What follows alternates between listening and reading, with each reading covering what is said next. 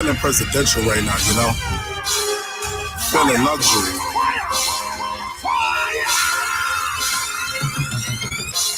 Welcome. Tap in. You know what it is, man. Super Blaze inside the campaign mix. We just came off with a little YouTube right now, you know? Mixcloud tour. You know what I mean? Feeling luxury. So if you was on the other side right now, you know what I'm talking about. Make sure that you log in right now, next week on Mixcloud early enough feeling presidential to know what it is. You know what I mean? So shout out to YouTube right now. We live with y'all. Y'all wasn't tapped in onto the party that we was having right now.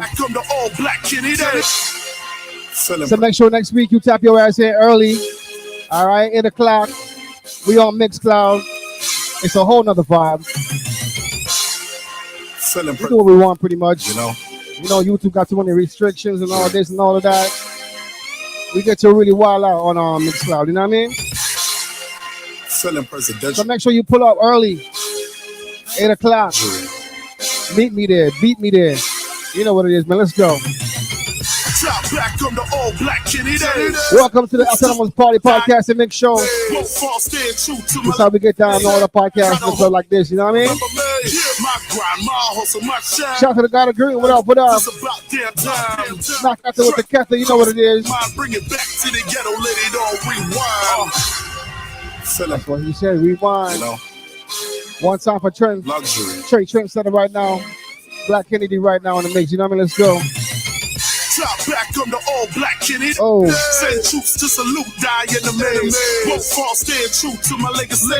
When I die, the whole world gon' remember me. My grind, my hustle, my shine. 4 words, it's about damn time. 2 straps when you cross my mind. Bring it back to the ghetto. Shout to Miss Sherry. What up? Premonition all black in the Benz coupe.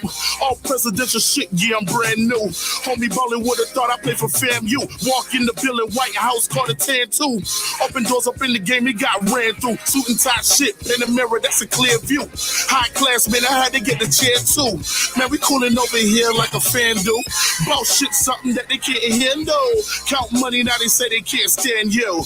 New cars, now they checking out your brand suit. Homie, money on biz, that's what grown men do. So you know I had to do it like a press do. Catch me in that all black, looking like the fans do. Big body got me moving like a mobile home. Do a bigger new number to my mobile phone. Top back on the all black Kennedy. Send troops to salute, die in the maze. Both fall, stand true to my legacy. When I die, the whole world gon' remember me. My grind, my hustle, my shine. 4 words, it's about damn time. 2 straps when you cross my mind. Bring it back to the ghetto, let it all rewind. Top back, call me all black Kennedy. Make sure the whole world gon' remember me. Top back, I'm the all black Kennedy. Come on, money on my mind, I'm talking 7 figures on me. Paparazzi at the door, they taking pictures of me. Turn the speakers up, I'm going past the Richter, homie. Smoke up in the A, evacuate the ceilings on me. Upper level, you can see the presidential rolling. Ballin' hard, that's why I need security to hold me. Walk around, you see the marble light up right below me. Getting money, I'ma really need for you to show me. Big cars, real estate, yeah, I'm about that. Class is so big, when I talk, I hear it shout back. Money stacked, I got a couple bars to count that. Check books, I got a count, so never bounce back. Top back, I'm the all black Kennedy. Send troops to salute, die in the maze. Both fall, stand true to my legacy. When I die, the whole world gon' remember me. My grind, my hustle, my shine. 4 words, it's about damn time. 2 straps when you cross my mind. Bring it back to the ghetto, let it all rewind. No wonder why you don't get this. No, you ain't crossed your T's and you ain't dot your I's. We got some unfinished business. Yeah, you listening to Super Blaze. Let's go. DJ Super Blaze. It's in the mix. No wonder why you don't get this.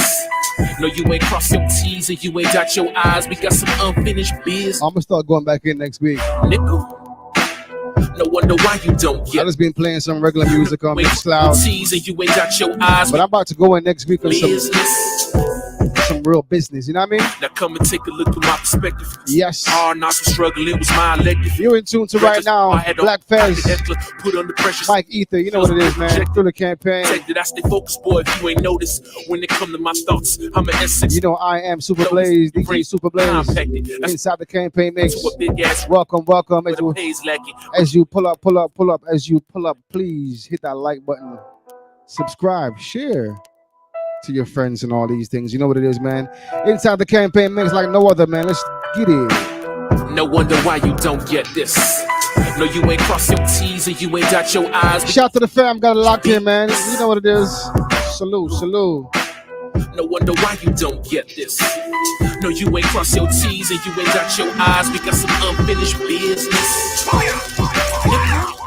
Now come and take a look at my perspective. School of hard knocks and struggle, it was my elective. Shit was reckless, so I had to always cock the heckler. Put under pressure, so that's why the shells would get projected. My mind protected, I stay focused, boy, if you ain't noticed. When it come to my thoughts, I'm an S63, you just a lotus. Your brain's small and compacted. That's why you contracted to a big-ass record label where the pay's lacking. But you ain't know that, too late to go back. I'm at the end of Roy G. Biv, where to go at. I paint the picture, you can keep the Kodak. My cherry hit awaits, I think it's time for me to go back. Back to the realm, building with supreme beings. Trying to build my mind to see what the Almighty seeing. Dark should come to light, so ain't no way that you can play us. I'm turning in my black fez for the erase. No wonder why you don't get this. No, you ain't cross your T's and you ain't got your eyes. We got some unfinished business. No wonder why you don't get this. No, you ain't cross your T's and you ain't got your eyes. We got some unfinished business. They try so hard to keep it blind, but thank God I can see the light. Wanna keep me in the dark, but now you can see me shining bright.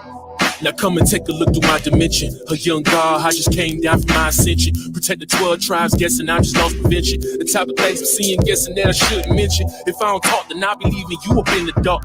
Hate shaking up and saying that they use the heart. I'm thinking, what's the motive? Killing parts of mankind. The type of shit that make me blow up like a landmine. So I collect my thoughts and build it with supreme beings. Trying to build my mind to see what the Almighty seeing. The dark should come to light, so ain't no way that you can play us. I'm turning in my black fez for the erase.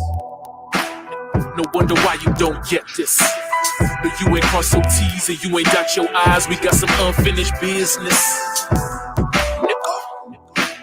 No wonder why you don't get this.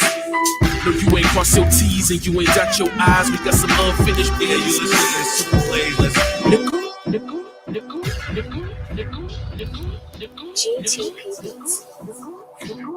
There's 3,000. That man. Look.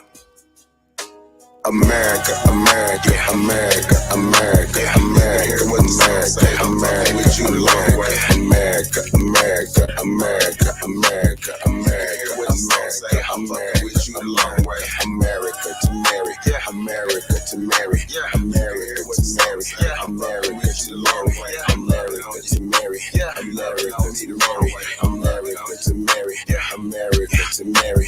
Treating me like you cheating on me. I got an SSC and they leeching on me. They done went under the bleachers on me. All you wanna do is tax me. You ain't even really asked me. Ain't no full disclosure. Make me feel like it's over. We ain't break up, no closure. We ain't get no domestic. Is you foreign or domestic? Respect it or you can check it. I care about this country. I care about this country, but this country ain't got no love for me. It's treating me all monkey. On the boat is how they got here, and just look around, it's a lot here. They really put down the plot here, but they birthrights, it's not here. I'm from the soil, copper colored. I ain't black, no crude oil. Thinking about this two-door. America, America, America, America, America, with America, America, with you long way. America, America, America, America, America, with America, with you long way. America, GTP Beats. There's 3,000. Gotta play that one more time from the top.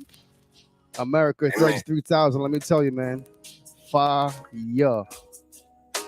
America, America, America, America, America, with America, America. What we talking about? America, America, America. Otherwise called America, America, I'm fucking with you a long way. America to marry, yeah. America to marry, yeah. America to marry, yeah. America to marry, America to marry, yeah. America to marry, America to marry, yeah. America to marry. Treating me like you cheating on me. I got an SSC and they leeching on me. They done went under the bleachers on me. All you wanna do is tax me. You ain't even really asked me. Ain't no full disclosure. Made me feel like it's over. We ain't break up, no closure. We ain't get no domestic. Is you foreign or domestic? Respect it or you can check it. I care about this country. I care about this country, but this country ain't got no love for me. It's treating me all monkey. On the boat is how they got here, and just look around, it's a lot here. They really put down the plot here, but they birthrights, it's not here. I'm from the soil, copper colored. I ain't black, no crude oil. Thinking about this two-door. America, America, America, America, America, America, America, with you a long way. America, America, America, America, America, America, America, with you a long way. America to marry, America to marry, America to marry, America to marry, America to marry, America to marry, America to marry, America to marry. Stack that bitch up, Mike. Yeah, truth can't be told, it gotta be realized. The truth can't be told, it gotta be realized. Freedom ain't free, it ain't legalized. Truth can't be told, it gotta be realized. Freedom ain't free, it ain't realized. Freedom ain't free, it ain't realized. Freedom ain't legalized. Realize. Freedom ain't free, it ain't legalized. Realize. Freedom ain't free, it ain't legalized. Realize. Yeah. Slavery was a long time ago. How? Same motherfuckers still here right now. Colonized on our land, they ahead of us. Changed our name so much, they scared of us. Children of the sun, y'all don't compare to us. Pale-faced people, this ain't y'all area. Talking about America. Pale-faced people, this ain't y'all area. Even up the playing field, bitch, I'm darn. How you a victim, bitch, you a Karen. Cognitive dissonance, you don't need sperm. You got white privilege, so you don't need sperm. Looking at my homeland, man, I can't believe here. Colonized came here, they ain't never leave here. Indians ain't die off cause we here. You ain't gotta lie, just say you won't be here. How you American but not indigenous? 400 years still ain't get rid of us. All Europeans, naturalized citizens, made all the Indians niggas on the census. 1492, we was on the fences. Civil rights movement, we was so defensive. Black Wall Street, whites got so offended. Common law rights gave us amendments. Thank God don't speak truth, that's alright. First slave 1619 was all white. 1200 wasn't no continent, all white. Europe named after a black woman, alright. Grafted, it come from us, do your research. Go within, quit listening to teachers. And the new kid got voice coming out the speaker. Cut our trees down and made us weaker. Really they foreign or the shit gets deeper. Whites don't know where whites come from either. I'm Aborigine, we come from the ether. Ruling over us in our land, that's evil. Being colonized right now, black people. Prisoner of the war, that's why it ain't equal. Wake up everybody, don't be no sheeple. Freedom ain't free, really freedom is illegal. And we can't get mad at this. Whites act like we can't see their advantages. Privileges real, they working in management. Low down, dirty, but they calling us savage. They want you to think they above us. All white people are part-time judges. I ain't no racist, but I ain't no sucker. I ain't no African, but they my brothers. Been lied to, I got built up anger. We built everything, still waiting on the savior. Don't call yourself black, please do me that favor. Black tourmaline will protect you from a hater. Listening to your oppressors is dangerous. Gave us a Bible and stole our nation. Said we couldn't read, but we didn't know the language. Kept us on paper because we didn't see the danger. American Indian, keep the religion. Skin copper color, look just like a penny. Wanted our land and you called us stingy. Ain't no Democrats, they together, pay attention. We got ancestors, but the papers is missing. Kings and queens, we just can't remember. Remember who you are, just like Simba. Now they got a vax, we don't want that in us. George Washington is the ninth president, look it up. United States, only 10 square blocks, look it up. White people really the minorities, look it up. Courtrooms don't got authorities, look it up. You want me, say stop governing me. Gave me a straw man, it's really not me. Why you don't keep it 100 with me? Why Trayvon killers still walk around free? Made this song for the truth, don't hate it. History was told in reverse, I've stated. Read still oppress, somebody gotta say it. I'm taking you out of school, that's the reason I made it. History, it's his story. History, it's his story. History, it's his story. History, it's his story. It ain't my story. History, it's his story. Probably ain't your story. History, it's his. I've been building mounds, not a mound. Circuit pyramids, school of thought. Follow God, fuck what your religion is. Y'all niggas look small from the view of my pyramid. Hey, look at that from my pyramid. I've been building mounds, not a mound. Circuit pyramids, school of thought. Follow God. Peace. What up, Charles? Religion is. Y'all niggas look small from the view of my pyramid.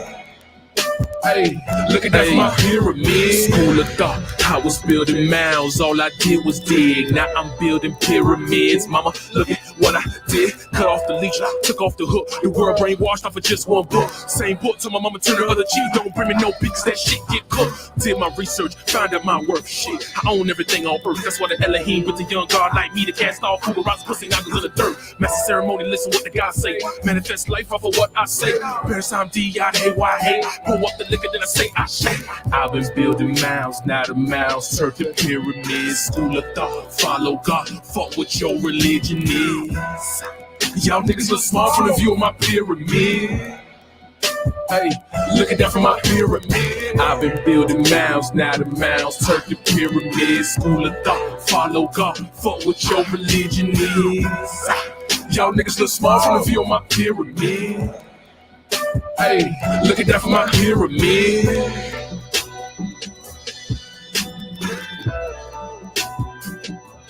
Play, let's go.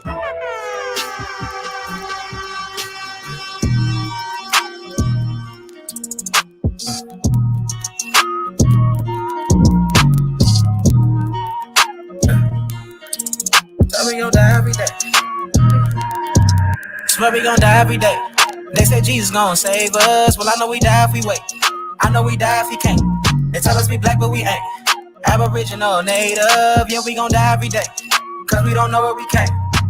We been here, lived here, open borders, got deported, fought for rights. Kidnapped, bitch slapped, blacked out, covered up, washed white. Drugged up, slugged up, beat bread, left for dead, fuck your life. It's all a plan, kill your man, take your land, slave your kids, rape your wife. Why y'all look so mad if all this shit I say is true? Why y'all look so mad if all this shit happened to you? White man quick to tell you, you was a slave, nothing before me. He himself only been free since 1840. Young recording, I'm an ancient Egyptian from Atlantis, headed straight for Canada, that's Israel. Nothing fake about me, no capping, rapping, I just fed the ink and I'm digital. Turn up. I'm original. Kentucky fried, extra crispy, wear a lot of gold, cause my family history. I'm the guy to know, I bring death to history. Swear we gon' die every day. They said Jesus gon' save us. Well, I know we die if we wait. I know we die if he can't. They tell us we black, but we ain't. Aboriginal, native, yeah, we gon' die every day. Cause we don't know where we came. Swear we gon' die every day. They said Jesus gon' save us. Well, I know we die if we wait. I know we die if he can't. They tell us we black, but we ain't. Aboriginal, native, yeah, we gon' die every day. Cause we don't know where we came. Power, only respect power. Respect power. What's been said can't be said no louder. Stand for something, or you die a coward. They bombed our churches, set our kids on fire. Police keep erasing cause they backed up by the nation. Nation ain't complaining cause the Indians still hanging. Comanche, Sioux, Apache, ain't no history in blackness. No reason for that chatting if you bitch up when it's action. AR on my body, tell the bro to grab the shot. He loading up that new edition, finna hit him with this bobby. I can't shoot the shit, but 30 shouldn't miss. 54 races, 100 for his click. Anytime in prison, they don't want the shit. They don't want the problems. Snitches get the stick. Talking all that hatred, end up running like a bitch. Quick to call the laws, quick to play the bitch. Swear we gon' die every day. They said Jesus gon' save us. Well, I know we die if we wait. I know we die if he can't. They tell us we black, but we ain't. Aboriginal, native, yeah, we gon' die every day. Cause we don't know where we came. Swear we gon' die every day. They said Jesus gon' save us. Well, I know we die if we wait. I know we die if he can't. They tell us we black, but we ain't. Aboriginal, native, yeah, we gon' die every day. Cause we don't know where we came. We at war. Everybody can't go though. Some of us vibing high. Everybody can't go though. Everybody can't go, you heard? Might leave family behind. Everybody can't go though. Could've completed, but you get deleted. Some people are defeated, so you feel deleted. And knowledge is medicine, know when you need it. If everyone go, I'ma know that you treated. You think I'm conceited, I'm feeling completed. Life is a game and I'm planning to beat it. Life is a game and I'm planning to beat it. Everybody can't go though, beat it. You was descending and starting to win. No pretending, actually win. Low vibrations, boxing you in. Who keep letting them toxins in? All my people are toxin us. Everyone on our toxin land. Ancient like cosmology. I am the source, I go within. I can't go unless I go to win. Really a God supposed to win. Anyone that's trying to get with me, just start doing the most you in. Trying to turn up, it goes to 10. Blood type O, you almost in. Been knocking, we all go in. G, I'm a rule, we all go in. Ready to water, but can't make you drink. No, I'm not here to just make you think. If anything, I'm here to just make you fight. It's all lost, just make it right. Everybody ain't with it. Let me tell you, I don't like reading. Freedom ain't free, you broke, I get it. Let me tell you, don't like breathing. Can't even wake you up, you sleeping. Niggas are sleeping, scalping, season. Some of y'all sleep through all this treason. Government beefing, now you vegan. Need autonomy, really don't need them. Now we rise, this house is freedom. Really gonna hurt my heart to leave them. Really gonna hurt my heart to leave them. This is simulation or a cycle. They be hating on you for survival. That's why I don't mess with the Bible. Ain't nobody tribal going viral. We original, we hold the title. Lot of work to do, how you idle. Ain't no false titles in they Bible. We ancient for ancient in Ohio. Say what you want and do what you do, but I'm starting to get, I don't know about you. Gotta go with think, ain't go on YouTube. If you think you know, you ain't got no clue. Say what you want and do what you do, but I'm starting to get it, I don't know if you do. Gotta go with think, ain't go on YouTube. You thinking you know, you ain't got no clue. War, we at war. Everybody can't go there. Some of us vibing high. Everybody can't go there. Some of y'all might leave family behind. Everybody can't go there. Could've completed, but you get deleted. Some people are feeling. Feeling like I'm sorry. I don't need no driving license. Just a beauty like a license. That the ride or die is still the show. You know they try to drown me and I'm a tea. But I'm alive, they can't bury me. Now I'm wealthy and scholarly. Walk on the sea like I'm JC. Now I'm doing. Campaign mix, you heard? Yeah. Yeah, you listen to Super Blaze. Let's go. Let go. Feeling like I'm sorry. I don't need no driving license. Just a beauty like a license. That the ride or die is still the show. You know they try to drown me and I'm a tea. But I'm alive, they can't bury me. Now I'm wealthy and scholarly. Walk on the sea like I'm JC. Now I'm doing bigger, better. I'm changing atmospheres. Never change. The meditation clears the mind. Keep it so clear. Don't you let them use you. Keep your weapon near. Celebration is the only way out here. What'd he say? You gotta be tired of dying and burying people out here. Come on. I know it's hard cause they shoot first. They pull up, yeah, they click clack, they do dirt. They go home, then they'll get back. But they can't bother me, nah. This is not property. This is essential. Yeah, you listen Hold to on, Blaze. Hold on, Blaze. Ooh, wait a second. Ooh. And man, we stop playing, man. This shit right here off the chain, man. Black Jagger with us tonight, by the way. I had to stop and let y'all know that real quick. You know what I'm talking about? Yeah, cause that shit went up. Hey, listen, every time I hear that joint, it's an old sound. It's a sound. You hear me? Yo, obviously shout out to Music Media Lounge, www.musicmedialounge.com. The campaign mix live, 8 to 9 o'clock. You know, a little bit after, if we want to get a crowd built up for the podcast side of what we do. You know what I mean? Through the campaign. The harsh reality is live life autonomously. You know what I mean? Drop a bomb on that right there. Drop a bomb. Get a bomb for them folk out there. It's the campaign. You heard? It's your boy Mac Aitken. You know what I mean?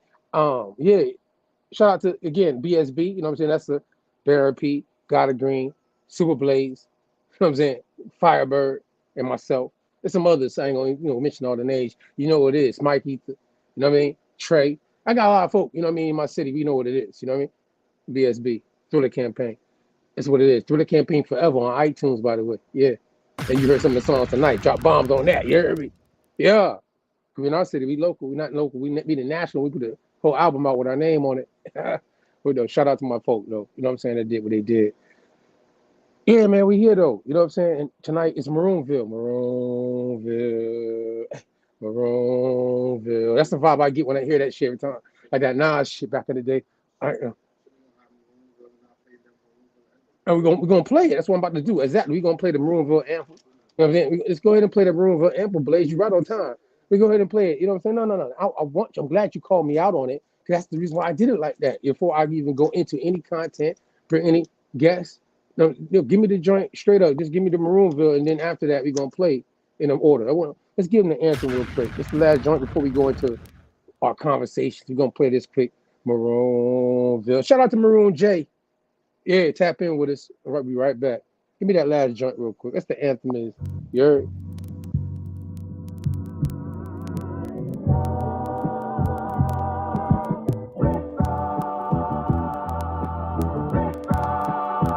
This could take quite a bit of time.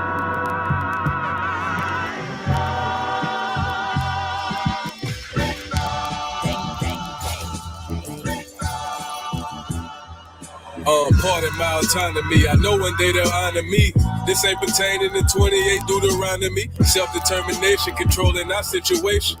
Ain't no more indoctrination from pale faces. How the fuck you bummy and broke but a pale racist? My lineage free people of color with a left make each nigga. This right here maroon, now it ain't burgundy. Fire! Fire! Fire!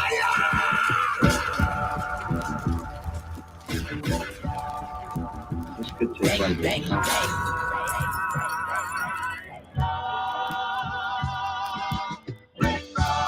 Let go. Tap in.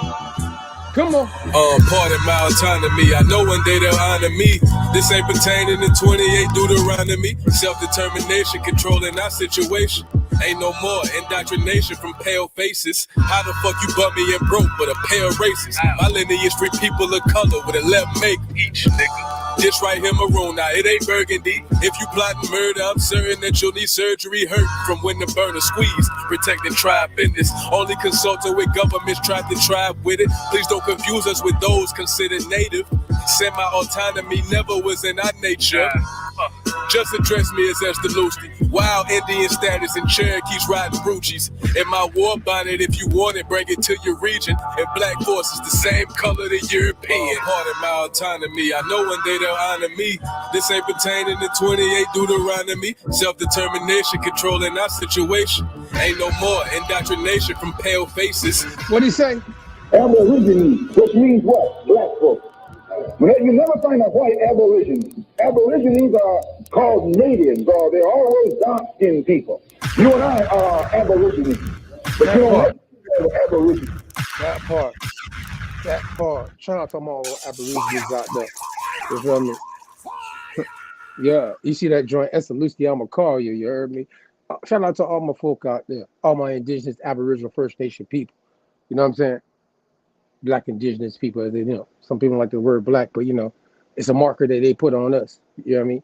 And it's caused a lot of confusion, you know, and even in the 1960s, you know, certain people then, you know, been talked about, like like Malcolm. See, Malcolm and Martin, they names be so close. I'd be like, I have to be catching myself. You feel me? Catch myself. You heard? Oh, shout out my man, Opie Mihai. You know what I'm saying? From the party. You heard? Yeah, we're gonna give him a shout out tonight. You see my Exiled hat? You don't know? You see that? See that? You see the hat? Let me show you see the hat. I'm showing off. Yeah, my truck is joint. I be on the road. I be touching, you know what I mean? Yeah. Exiled. You heard me? Shout out to my Exiled Amakari out there. All my Maroons out there. American Maroons, you already know what it is. Shout out to all my indigenous folk, all my aboriginal folk out there. You already know what it is. You know what I mean? We exiled on our own land in Maroonville. You know what I'm saying? Can you make that a little bit bigger so they can see some of the words? Shout out to my man Opie, though. This is like, gotta go check him out. You know what I'm saying? Because not only does he done obviously the series that we got on our joint dealing with the genealogy, free people of color, you know what I mean? And Carter G. Woodson, right, God? Am I right? Got be drinking margaritas. Yeah. And 1830s, right? 1830s, you know what I'm saying? State to state, you know what I mean? That he go through with the book, you know what I'm saying? That right there give a lot of people a lot of information autonomously about researching the time frame easily. 1830, you ain't even got to go back to the 1500s that we be talking about, right? We can keep you in the 1830s, you know what I'm saying? That's around the time of the Indian Removal Act, huh? 1830, free Negroes have had the state. Yeah, interesting. But anyways, though, shout out my man Opie Mihai. You know what I'm saying? Welcome to the Tribe Vibe, urban gear. You know what I'm saying? He got the whole gear going on. You see how I look like you wearing supporting stuff and images that support you. You heard me? So I want you to go check out the website. Go support my man Opie Mihai. And obviously the vibe he's putting out. Shout out to Saponi on my Blackfoot. You heard me? Yeah, that's my Blackfoot side, Saponi. And yeah, the feather trucker hat. You know what I mean? Like going around here. That's the loose. You know what I mean? Make sure you go check that out. You heard me? Aboriginal Wall Street vibe. You know, anybody that got a business in our Maroonville, we gotta shout them out. You heard me? Already. Anybody that got any kind of business dealing with the Autonomous Party in Maroonville, yeah, we putting your business out there so people can come support it. You heard me? That's what we do. Shout out to my man Open Me Eyes. It's Slide though. I want you to go check that out. Go to the top real quick one more time. So make sure people get that. You know what I'm saying? Yeah, one more time. Welcome to the store. Welcome to Tribe Vibe Urban Gear. You know what I'm saying? I want you to tap in. Put the link in the chat for me too, guys. For everybody to make sure they can go ahead and click on that after the fact they missed it. And make sure they get it. They might be confused on how I might be promoting. You heard me? Yeah, that part. Shout out to Guy the Green on the boards. Shout out to my man Super Blaze on the boards too. I'm on the board too, goddammit. That make me feel unbiased. Feel me? I ain't gonna do that to you. Shit. That part. You heard? Oh man. It's one of them Sundays though. I got some information I want to go into. You know, and it's a Maroonville vibe. Maroonville. I got a lot of guests tonight. Shout out to all my guests tonight. Shout out to everybody in the chat. You know what I'm saying? That's here with us live. And shout out to everybody that comes in after the fact. And shout out to everybody that's been putting their comments on all of our past videos of our live shows and all the things that we've been doing at the Autonomous Party through the campaign. The harsh reality is live life autonomously, right? That's our campaign. You know what I mean? And at the end of the day, you know, we had a lot of guests. And shout out to all our guests over the years that's been with us. If I never said that, you never heard me say it, shout out to anybody that's came on our show, even the ones that matter of fact, I might have to exclude a couple, but you feel me? I ain't gonna go there. But I had to say it though. Cause my heart would not be right if I didn't. Either way though, still, it's how it happens. Part of the game. It's part of the campaign. On the road to autonomy, it's gonna a lot of things that go down. Let me get that next drink though, before we got our guests up here, man. I want to make sure y'all catch the concept. Exiled in our own land, Maroonville. At Maroonville, once a month, like Aboriginal Wall Street. Look forward to it going into February. You know what I'm saying? Maroonville. You know what I'm saying? We're gonna be doing it like Aboriginal Wall Street once a month. You know what I mean? Our special guests kind of threw us off our programming. We wanted to make sure we squeezed them in for the holiday got in. So we put them at the first of this month of November. And so really you kind of missed one in November, but December we're gonna make it up. You know what I mean? And next week we got some shit coming too. It's gonna be tied to that kind of element thing. So shout out to AboriginalWallStreet.com. That's the plug. You heard me? Yeah, that part. Exile. So even though, you know, exiled in our own land, you know what I'm saying? And I want to make sure you get it so we can be on the same page about what our guests and things we're gonna be talking about, going back and forth, agree to disagree, however you might want to look at it, right? What this word exile is tied to. So it says the state or a period or forced absence from one's country or home. The state or a period of voluntary absence from one's country or home. A person who is in exile. You know what I'm saying? That is the noun. You know what I mean? To be exiled or exiling is, because the word exile is probably the main thing in being exiled in your own land. You know what I'm saying? Like, so I want to make sure that that's clear. That we, every time we is a prominent word that we talk about tonight, that you can get it in your head in the conversation already, based off of something that none of us can be biased about and understand what the exile term means. I mean, we're gonna pull up Exilarch later on too. You know what I mean? Because there's actually a group of people tied to this term exile. Like, you know, when people argue about like Indian and Negro, because some of the indigenous people in America, First Nation people, were being labeled Negroes in a certain time frame of American history. But at the same time, too, you know, in ancient, you know, antiquity of before 1492, there's groups of people being labeled Negro tied to a certain colony that happened to be the first colony coming to America. You heard me? I'm gonna put that out there like that. Port of Gaul, or the Gaul of the port. Yeah, you know, that part. Either way, though, the verb exiling is just to banish. It's a certain group of people tied to who got banished, 1492, and certain things from one's own country or home. You know what I mean? It's a certain group of people before that time frame of 1492 that's tied to a term like exile, you know, and exilarchs. Like they literally exiled and exilarch kind of go with them, you know what I mean? And they happen to be also labeled Negroes, you know, before, you know, even 1492 comes around. But I want to make sure that, you know, that dark-skinned people on both sides of the pond in this conversation understand what we talk about when we say it. So I want to make sure that's there. You know what I mean? What I got next, guys?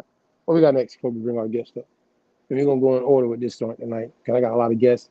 It's a panel. We're going to be fine tonight. I mean, if we get started now, we're going to let it loose. So I'm just trying to give you a little something before we go into it now. You know what I'm saying? Because I know the people I got coming, and they ain't, you know what I mean, they're going to speak their heart. You know what I mean? They're going to put their heart on it. You know what I mean? It's a campaign.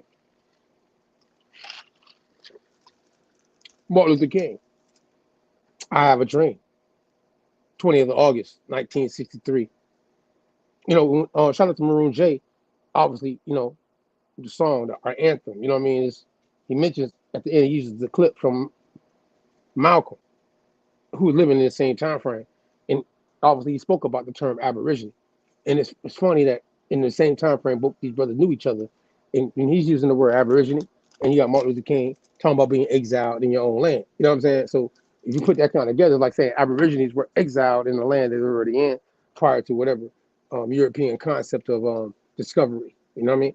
So however the case might be, it says, can you make it a little bit bigger? Is it gonna go out the screen? Oh man, goddamn, my cataract. I'll take that. I'll take that right there. It says, I am happy to join. Yeah, that's it. That's cool. It says, I'm happy to join with you today in what will go down in history as the greatest demonstration for freedom in the history of our nation.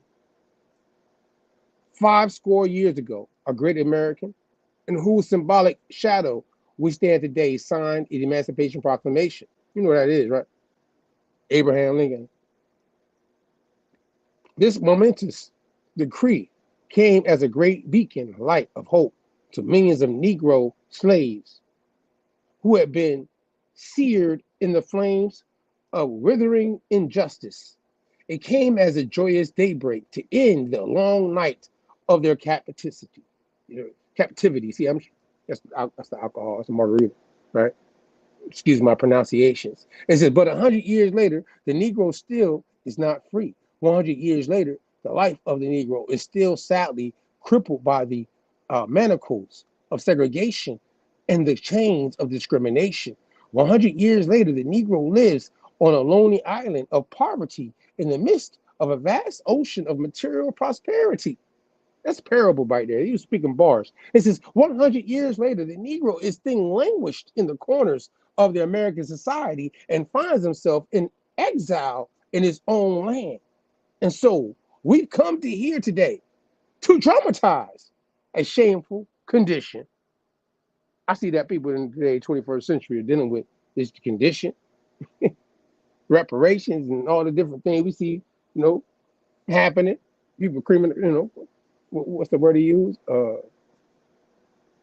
Dramatized. Traumatized, I would use, even. You know what I mean?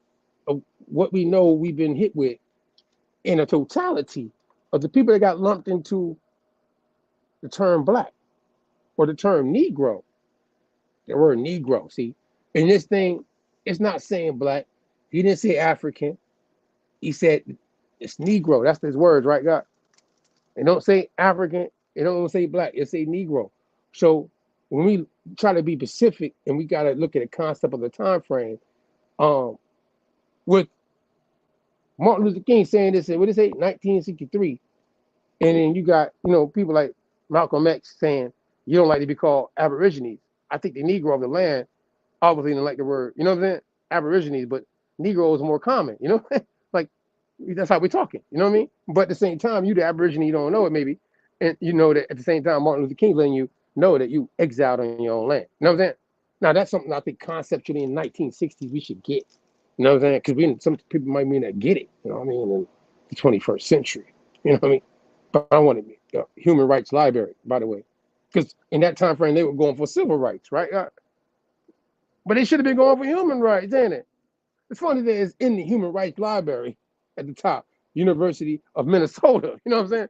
That is supposed to be human rights, but they weren't even going after human rights in the 1960s. Well, Malcolm was when he said you don't like to be called Aborigines, right? I want to point that out in the comparisons of them two brothers in that 60s era. You heard me? For our Negro Aboriginal conversation. Exiled on our own land. What's our next link? We're going to go into it. Black codes is something that the Negro and the Aboriginal both have in common, First Nation people. You know what I'm saying? Because I got my guests I'm trying to tell you. I want to make sure you catch it before we go in now. Because I'm going to let it loose tonight, you know what I mean, for this conversation. Shout out my man Tecumseh is with us tonight too. We're gonna play this black code joint because it's something that they were dealing with in the 1865 to 1960s civil rights, dealing with something they had to address, dealing with the black codes. You know what I mean, right? That was the black codes, right? There was Jim Crow era, right? You can't do this, you can't do that type of thing. Huh? Yeah. 13th, 14th Amendment, right? All right, play this joint real quick. How far I go back? We're gonna talk about that tonight too. I guess some guests to let me know if I'm comprehending it the right way. Tap in.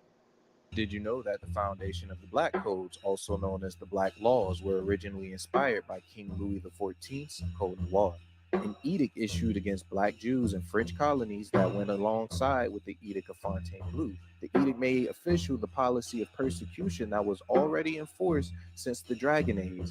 For those who don't know, the Black Codes of 1865 restricted Black people's right to own property, conduct business, buy and lease land, and move freely through public spaces. These codes allowed free people of color to access the legal system, marry, own property, and contract employment. In the courts, however, marriage between different races was punishable for both whites and blacks by life imprisonment. Limits were also placed on former slaves' ability to own property outside of the cities, and therefore to move from the cities and engage in their own farming or land ownership became infinitely more difficult. For more interesting facts like this, please like, share, and subscribe. Let's go. Tap Did in. you know that the foundation You of know, the Black you Codes, didn't know? also Did you known know? as the Black Laws, were Did you know? Did you know? That part tonight. Exiling your own land. Maroonville, you're Maroonville. My man Black Jagger back there? Because before we get everybody on the stage, I want to get him up here first. Because he got music, and I want to highlight him too. You know what I'm saying? Pull Black Jagger up real quick first. And let's get something. Black! My man Black Jagger in the building. My brother. How you doing, man? I'm absolutely fantastic. How y'all doing tonight? Man, you know, shit, I appreciate you for joining this panel discussion here. Before I brought All the other way. guests, I have to just, you know, I have to always highlight because, you know, I always tell people how I met you. You know what I mean? Our conversation was never about music. You know what I mean? And then obviously, as we got to know more each other, and you've come on our show a couple of times, our podcast and everything, you know what I mean? We've had to, like, I had to be like, oh, you got music? So, yes, you know, indeed. we've been playing your joint, and everybody liking the joint. You hear me? So I always try to get the sneak peek on some new shit before we go into our conversation tonight. So before we get into our regular conversations that me and you be having, and the rest of our guests be having, as an artist, I gotta highlight you. And there's a new song that you got going on. Is it possible? Do you mind? New Human? Is there anything you want to say about it, right? So, you know, we're gonna play it in a second. Go ahead. I'm you know, I got a new record coming out. It's called New Human. You know, I got a new situation, partner with some good people, getting ready to do some new things, and the New Human movement is what it's all about. It's just really getting people to understand that we're in a space where humanity has to make a shift into a higher plane of consciousness so that we can remove the bondage that we've been in with corporations. And, you know, really, like, you know, the Autonomous Party is a big inspiration for a lot of the things that I do in general, just because you want to be autonomous the way you were brought into the world, you know, into existence. And so that's really what New Human is about, is really sparking that flame for people to get involved and really be about just uplifting themselves and their families and engaging with the environment in a better way and with each other in a better way. You know what I mean? We got to have that love within and without. You know what I'm saying? So that's what being a New Human is all about. For sure. So what I'm gonna do is, Blaze, can we get that? We're gonna play the New Human joint. I want you to be the first one on stage for that part, so we can go ahead and play this new joint that you share with us exclusively. You know what I mean? Shout out for that, you hear me? By the way, you know what I mean? We get that exclusive. Blaze, you know, let's play this New Human.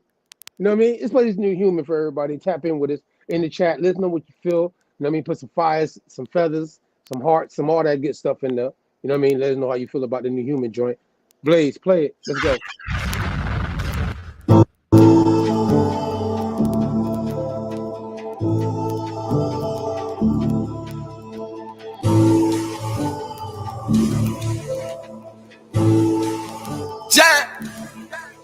Back in the saddle.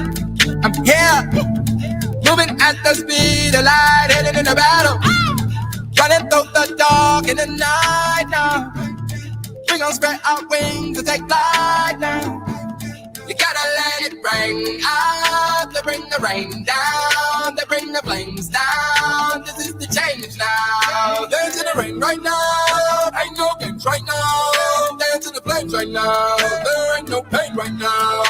had enough. I got a strange feeling. I got a new healing. Feel like a new human. So lost in the world out there.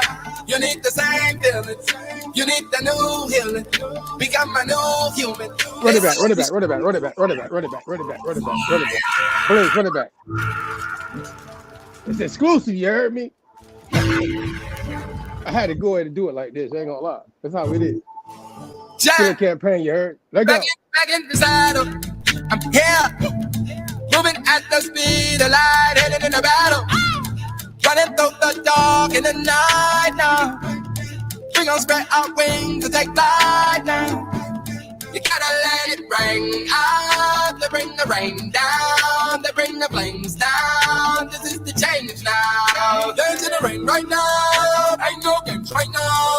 Dance in the flames right now, there ain't no pain right now. I had enough. I got a strange feeling. I got a new healing. Feel like a new human. So lost in the world out there. You need the same feeling. You need the new healing. Become a new human. They say we strange. It's blood that's in our veins. Heaven's on the way. And love's the only way. Yeah, we going up. I got a strange feeling. I got a new healing. Feel like a new human. Let out the old things go. Let out the good times go. Go. Let out the old things go. We came to rock and roll. Brand new side with a brand new vision. We all gotta win now. My heart is all in now. Committed. Brand new life with a brand new living. Yeah. Get in the kid now. Singing in the wind now. You gotta let it rain out. Yeah. To bring the rain down. Yeah. To bring the flames down. Stop playing. Change now. Dance in the rain right now. Ain't no games right now. Dance to the flames right now. There ain't no games right now. I got a strange feeling. I got a new healing. Feel like a new human. So lost in the world out there. You need the same feeling. You need the new healing. Become a new human. They say we strange. Blood that's in our way.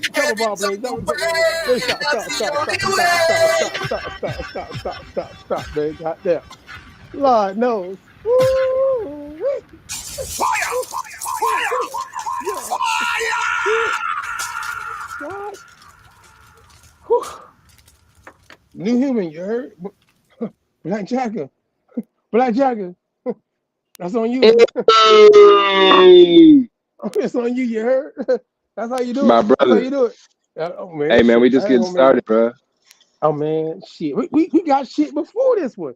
And the shit we've been playing that in the campaign mix. And it's like, you got a lot of shit going on, bro. People sleeping on you, but we ain't sleeping on you. They're not asleep. They not sleep yet. They're not sleep. We just ain't woke them up yet. Okay. You feel me? Wake them up then. I appreciate you. We gotta build it from the grassroots. You know what I'm saying? It's all about alignment and assignment, as they say. You know what I'm saying? I'm glad they're on this journey. I wanted to you can't rush it back. You can't rush it. You know what I'm saying? On the journey, it's what it is. It's a journey, and I'm glad that on this journey I met you, and you're doing your creative process of making this music. It kind of fits what we're doing on our side, and we just happen to meet how we did organically, and your music fits what like you said. We both help like on a journey. You know what I'm saying? Like it's we fit in the music. Like I you know what I mean? Yeah, that part. You know what I'm saying? So shout out to you, man. Yeah, we got to script out the reality. You feel me? That's what we're doing right now. We're scripting it out. Yeah, for real. That's what we definitely doing. So I got you here tonight. So outside of even the music, I know you're also conscious and you listen, and you're paying attention, and you're making music based off what you're seeing and what you're understanding and what you're comprehending to put you in off of your family lineage that some of you in your own family might not even have looked into, that also inspired you to do what you're doing and say what you're saying and presenting yourself in a certain manner. So that's why I salute you. That's why you're here for this. I want to highlight you as an artist, not only as a conscious individual, as a human being. You know what I mean? And we can be civil, much love, as we know we can. I had to give you that shout out, man. I want to pull up next real quick. My man out of Louisiana. Matter of fact, wait. Don't unmute. Come back off mute real quick. Tell her where you from, Also, how to get in contact with you real quick too. I don't want to forget that before we get started. I'm from Compton, California. You know what I'm saying? Born and raised in California by way of Louisiana, Virginia, Alabama, Michigan, all across the country. Salute to the Cherokee Nottoway, to the Kickapoo, to the Atacapa, to the Choctaw. You know what I'm saying? We out here. And shout out to my Cuban ancestors, my Puerto Ricans, and my African side. I love it all. You know what I'm saying? I'm all about indigenous people all around the world. You know what I'm saying? And it's just all about liberation. So you can find me at Black Jagger, right here on this side. You know what I'm saying? At the Black Jagger on Instagram, and Black Jagger on everywhere else. It's gonna be a good time coming up. You know what I'm saying? Shout out to the That's Dragon. what I'm talking about. You know what I'm saying? That part. Shout out to the Dragon energy. You feel me? That part. All the I want way. to make sure you get your shout out. You heard me? Oh, much love, man. I appreciate you, dog. I appreciate you for this conversation. You know we about to go in on a conversation tip. Let me get my man Glen. Shail, I ain't gonna front. Don't get mad at me, my man Glen. Shalom to you too, brother. Now what happens is I couldn't put you on this actual joint the way I wanted because they wouldn't let us put so many characters. So even though I know you, the full name we had on the flyer, you know what I mean?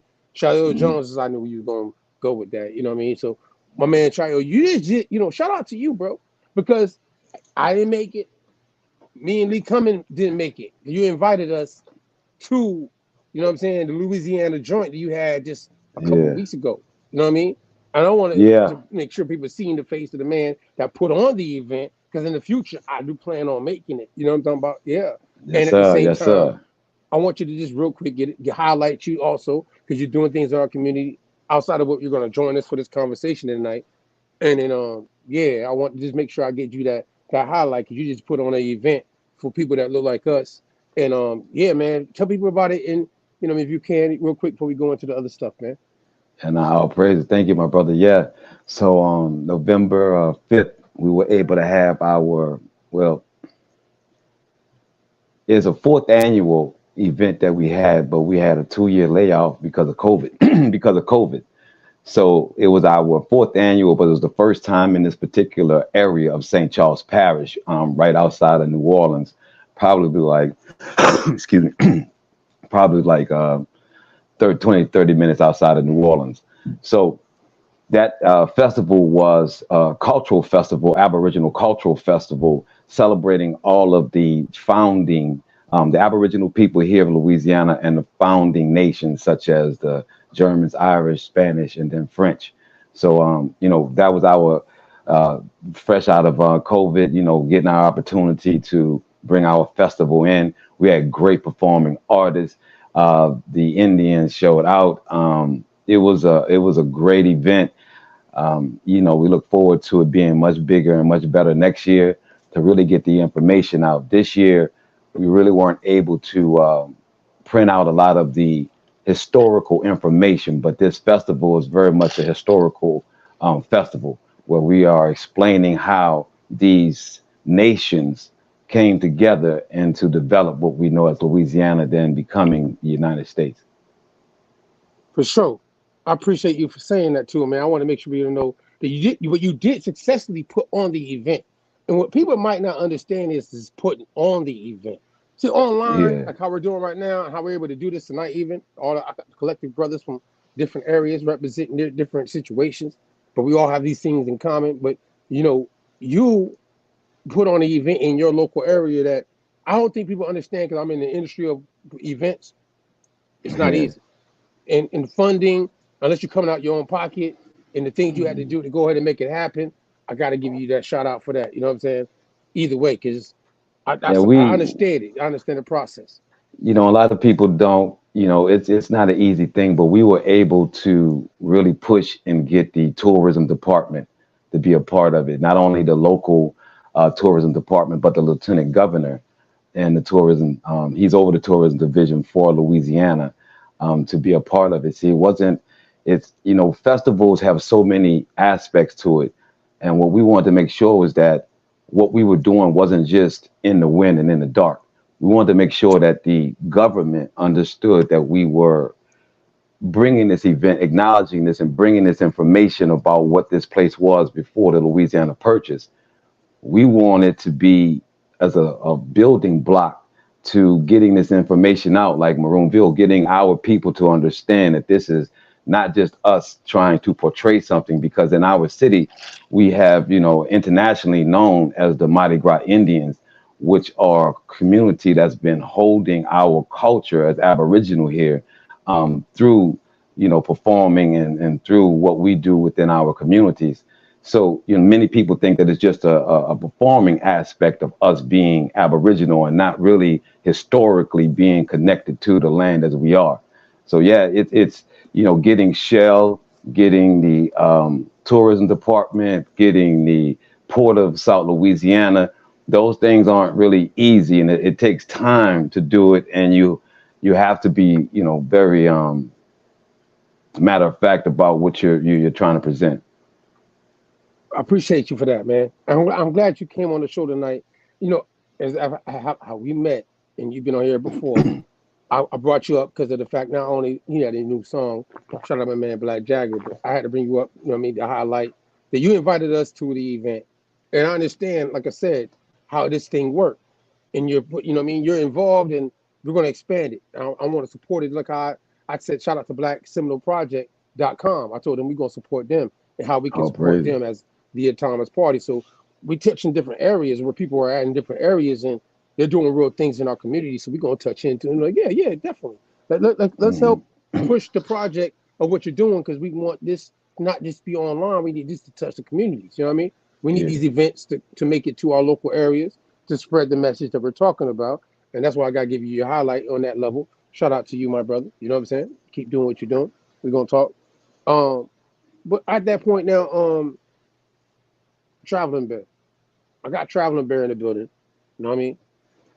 Got Traveling Bear in the building. We put Traveling Bear. What's up? How you doing, brother? What's up with you, bro? What's going on with you, man? I'm doing all right, man. I appreciate you pulling up on us tonight, man. Maroonville, you heard? Yeah, man. Whenever I got the time, man. Y'all see y'all doing something, I probably can do it, man. I love talking with y'all, man. I always learn something new. You learn that you learn that you don't really know nothing. That part.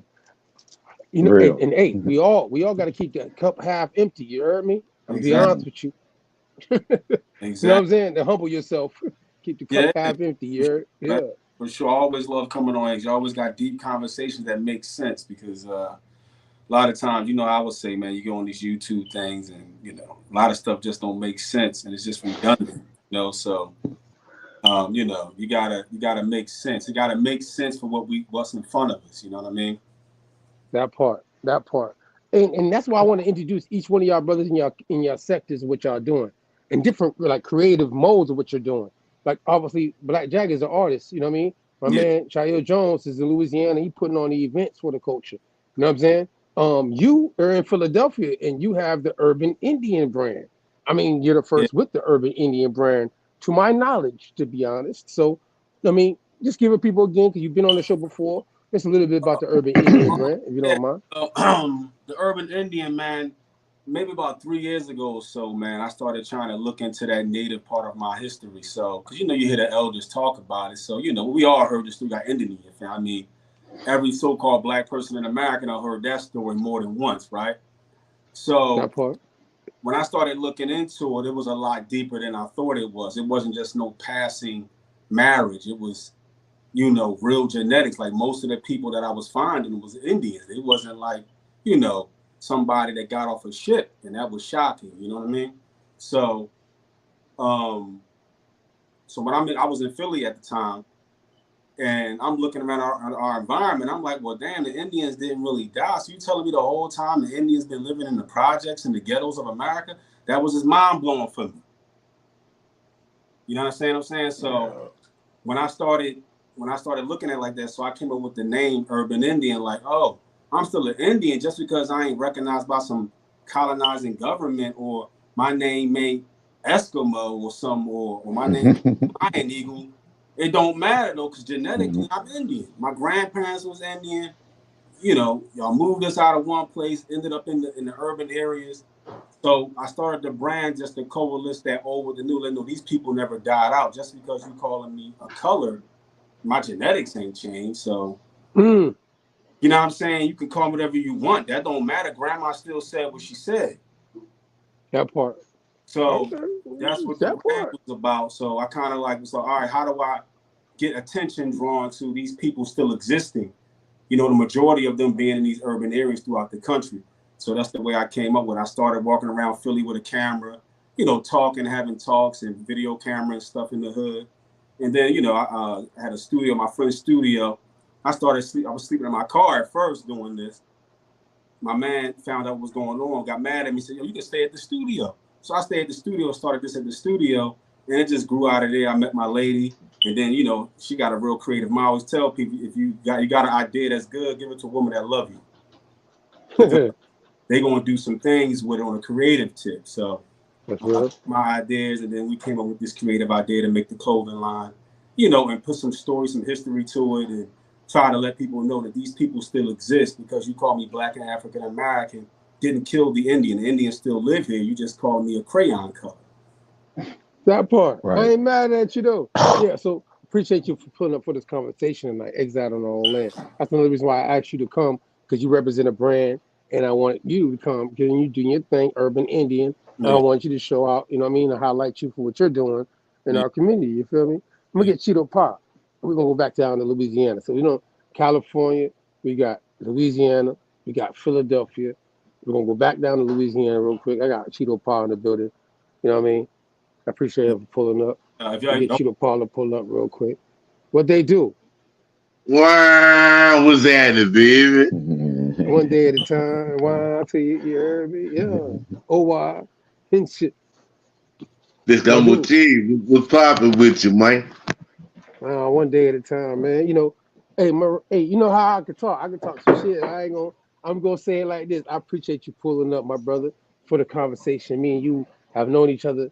Anybody I've had on the show tonight, actually, a long time. Besides God Green and the people in my room with me, and because I've been out to Louisiana, and I met you the first time I came to Louisiana. So I ain't gonna ever front about the history that me and you have. It's been a long time. And like you said the other day, you and Shael walking on Poverty Point, and yeah, that's why I reached out to y'all niggas. No, it was a Property Point. It was a Property Point. It was we was in Chapatula's, man. We in Chapatula's territory, man. Okay, all right. See, I'm thinking like, see, I'm glad you corrected me. See, because I was like, hold up, wait a second, wait a minute. Now, what you doing? You in Poverty Point? You ain't tell nobody. You ain't. Okay, Property Point up north. So where you was at? Hey, we're gonna go into it real quick, but I want you to. We was right there by Bayou Chapatula's, which became known as Bayou St. John by the French in the Spanish, you know. So I was showing Khalil, you know, my brother from another mother, or my Barak from another mother, you heard me? And I showed him. He was like, man, I stayed right up the street and I never knew about this. I'm like, yeah, I'm the one that the Shaka Uma in the mud, you heard me? You got to come looking and dig and you see me. You went on a mound though. I seen that. I was watching y'all live on Facebook. So I'm like, yeah, you know me. Yeah, you walk through the bayou. You heard me? Yeah, the swamp. Yeah, you know me, man. I get it in, man. I travel throughout the swamps. Shout out to you, Pop. No doubt. Shout out to you, Pop. And shout out to you and Shael for being in the same area and linking up. Like that's community right there in itself. Go ahead though. And also that video, it was called the Christian Black Code. Let's be more specific. It's called the Christian Black Code, dealing with Code No More. Yes. It was called the Christian Black Code. I'm glad you brought that up, because we're going to go into some things in a minute. You know what I'm saying about? I want to just get everybody on stage and give them their gratitude for showing up to Maroonville in November. You know what I mean? I appreciate everybody that pulled up. You know what I mean? Let's go ahead and we can bring. Well, you already know, fam. I'm like a household name in you know, in here. You heard me. You know, so I give gratitude to you for having a platform so where we can come on and talk, and not only talk but live it. That's the main thing about it. Get everybody else on this. You heard me? Yeah, everybody I'm tapping into living a lifestyle. Ain't no this online thing. They in this. I know this. You know what I mean?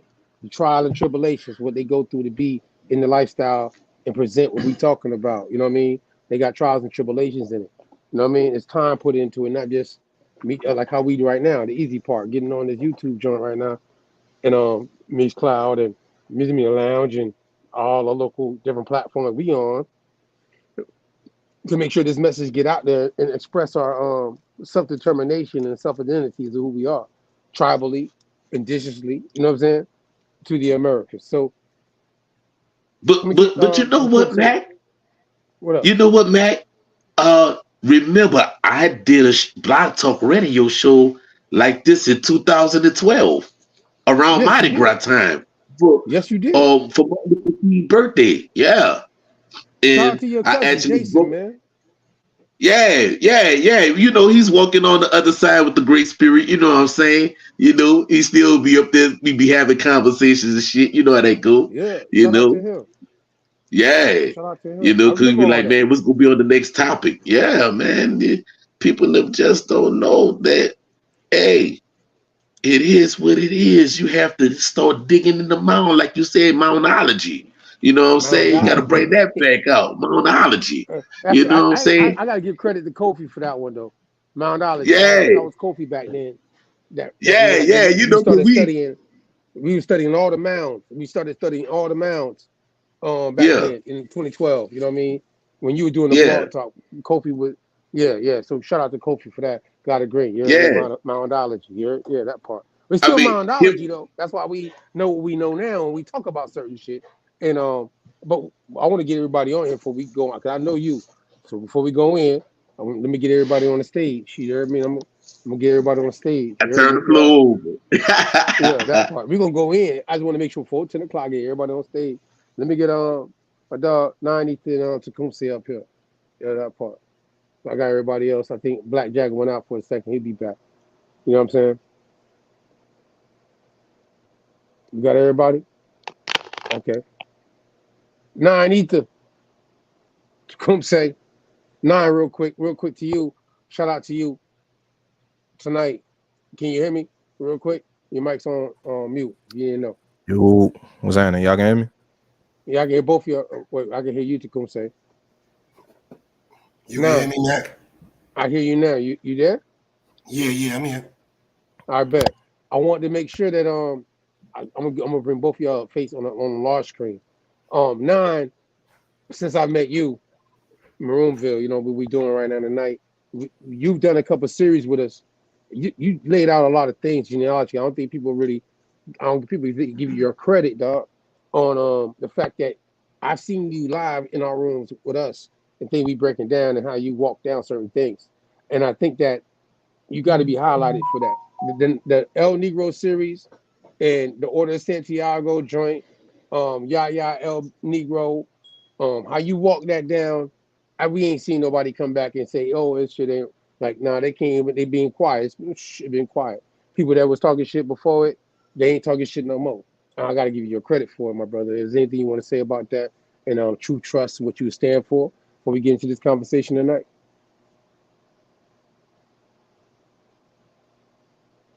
Your mic's on mute. No. Mike, here you go. You got me? Yeah, you good. Yeah, I stand for the walk of waking up the people to understand the true history, attach it with genealogy, and work through those 2 pillars. If you're looking at our situation here today, looking at those 2 pillars drive me to say, if they put them together, these 2 things, you cannot go wrong in genealogy and history, decoding what was done to us on a large scale. And it has to go back sometimes into Portugal and Spain, and what you were saying earlier, with just the tools that were used to basically rip us from the information.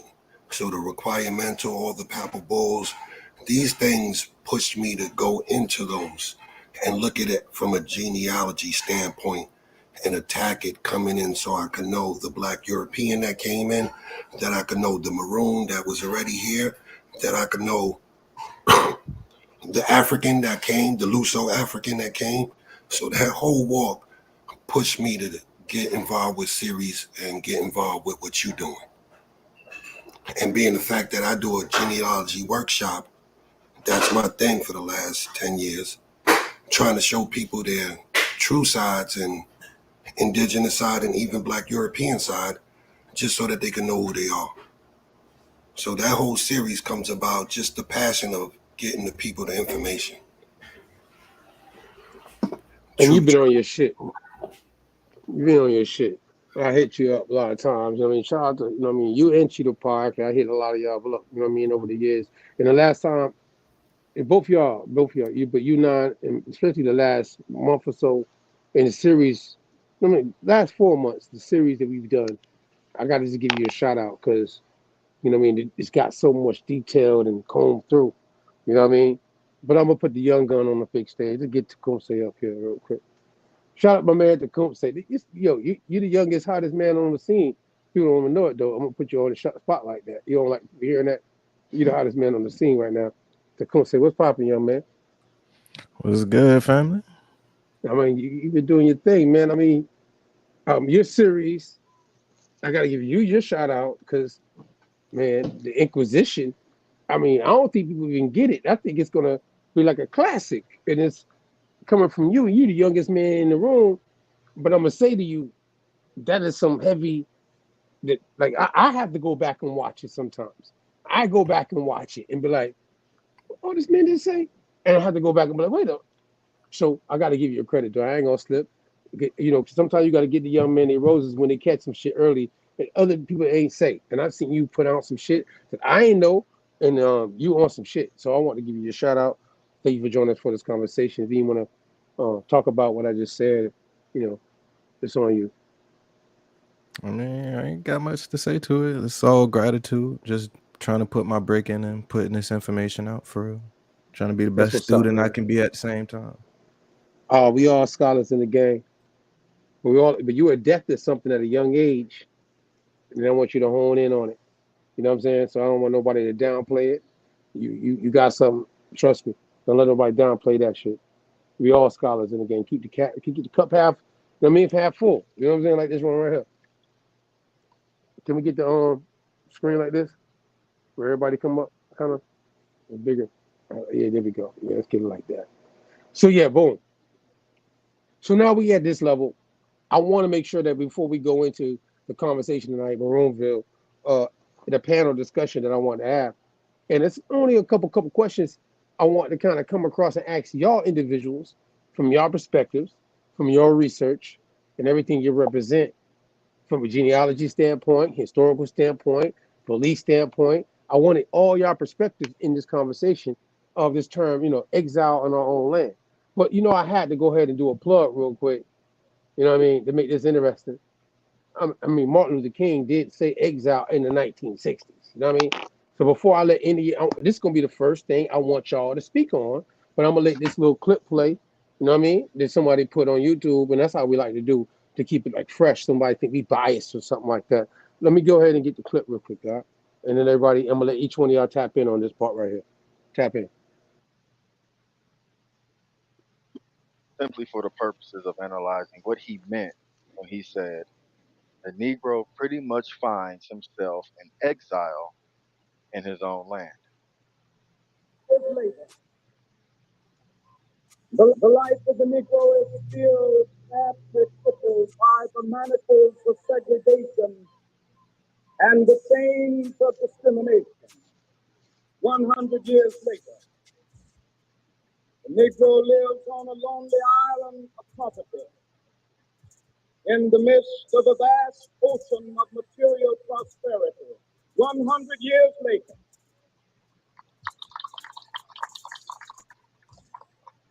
the Negro is still languished in the corners of American society and finds himself in exile in his own land. And so we've come here today, traumatized with painful conditions. In a sense, we've come to our nation's capital to test the test. The architect of our republic wrote the magnificent words of the Constitution and the Declaration of Independence. They were signing a promissory note The every American walks the full air. This note was a promise at all. Yes, black men as well as white men. The big guarantee the unalienable right of life, liberty, and the pursuit of happiness. It is obvious today that America has defaulted on this promissory note insofar as the citizens of color are. It kind of getting muffled, right? But I want to make sure our people get to the first part that we played. The first part that he played, I think everybody heard very clearly. I know some of the other shit got muffled, but I wanted to show him his, show his face, him speaking, and him saying, you know what I'm saying? His words that people quote from, languished in corners of America, exiled in our own land. So I wanted to, I'm gonna go from left to right, and then I come down to who's underneath me, how I'm looking at the screen. So Tecumseh, because you're to my left. What do you take at your age? Because you're the youngest on the stage, ain't running, but you're the youngest. So when you hear that, how do you, off your own research today, and what you know, and what you've gone and researched, and what you put out in content, look at that statement that's being made in 1963, right? How do you look at that? I think Dr. King understood something that most people today don't understand. I don't know if this is like a popular known thing, but he was a vocal advocate for quote unquote Native American rights. I think one of his early notable things, he collabed with the leaders of the Porch Creek Indians to help them basically desegregate out of their school systems and situations like that. So I definitely see a correlation. Wait. Is that somebody's mic's open? You got some. I know you got some children in the house. Can you mute real quick, if you don't mind? All right, cool. Go ahead, Tecumseh. I know how it is. Well, Being panel discussion. Go ahead. yeah, but that's all I was saying. I definitely see him understanding that he is connected to a people who was on this land prior to the establishment of 1776. So That part. Well, I'm going to move on because we got a couple topics I want everybody to speak on. Shayla, you to my right. What do you feel about that statement and how you look at the perspective from your age and your you know what I mean, background on that? How you look at that? What Martin Luther King was saying. I think I think at that point he knew he was double crossed. I think that he understood that Stokely had hijacked his movement by bringing in the Black Power. There was a knowing the story a little bit more in depth of the internal flames that was going in with his own movement, and then him understanding the Aboriginal aspect, as Tecumseh said, and he clearly had no concept of the African thing. He was trying to fight for the rights here and the people here. And plus, I'm pretty sure he knew who Walter Plecker was. Walter Plecker was over at Vital Statistics from 1912 to 1946, where he created and changed all Aboriginals to Black or Quadroon. He created the whole 5 different destinations for Black people. So that he's also, Walter Plecker started White Supremacy Party in 1922 out of Virginia. So the same man over Vital Statistics that took all Indians, took all Black people that came here and just threw them all in one pile. By the time he comes around in the 60s, he understood that wasn't too far. 1946 was when Walter Plecker died. Well, he stopped being over the Vital Statistics in 1946. So, the 60s from 46 is not that far. I'm pretty sure he had a clear understanding that what was being done for as paper genocide was concerned.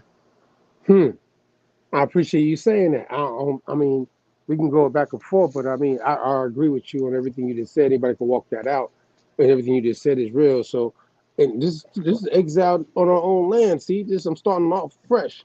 We'll go back at some other histories of things, but just off of that time frame, I want to make sure we could be in the current. That's 60 years ago, right? As they would say, roundabout. You know what I mean? 1963, 60 years ago. We're in 2023. You know what I'm saying? That's really where we're at, if you think about it, right? Like roundabout. But either way, 9 what you think about that? I'm gonna come across 90 then Cheetah Paw, then Traveling Bear, and then Black you last on this one. I think like Jalil said, the brother knew. Just looking at that speech, the speech about before the Pilgrims landed, we were here.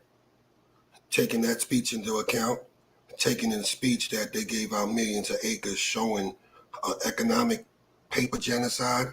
When he's speaking about the act of Congress, because he started that and said 100 years ago, this happened. Yeah.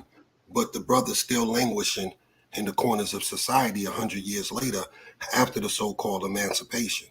But looking at all three of those speeches, you can tell he knew what was going on. The speech before the Pilgrims landed, we were here.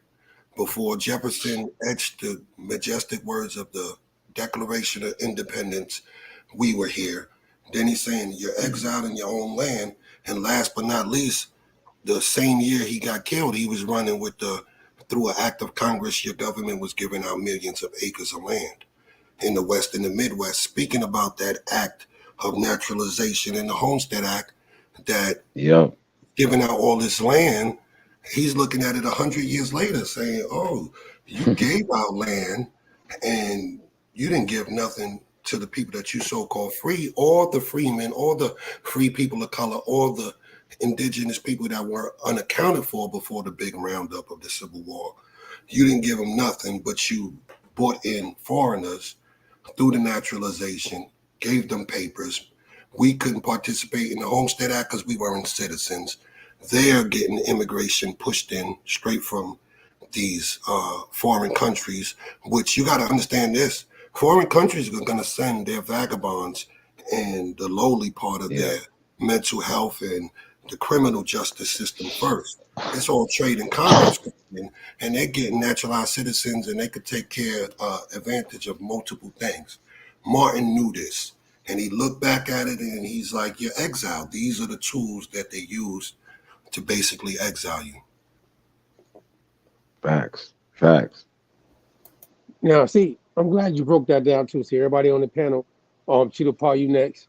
Obviously, I know you. You know what I mean. I want you to give you a chance. Go ahead. What's your thoughts about the Martin Luther King in your perspective? I want everybody's thoughts. So, what's your thoughts about Martin Luther King in 1963 saying exiled on our own land? You know what I'm saying? Exiled on our own land. Like that one. Like that needs to stand out. Exiled on our own land, not exiled from somewhere else. This is in 1963. Go ahead. All right. I'm gonna go against the grain. You know me.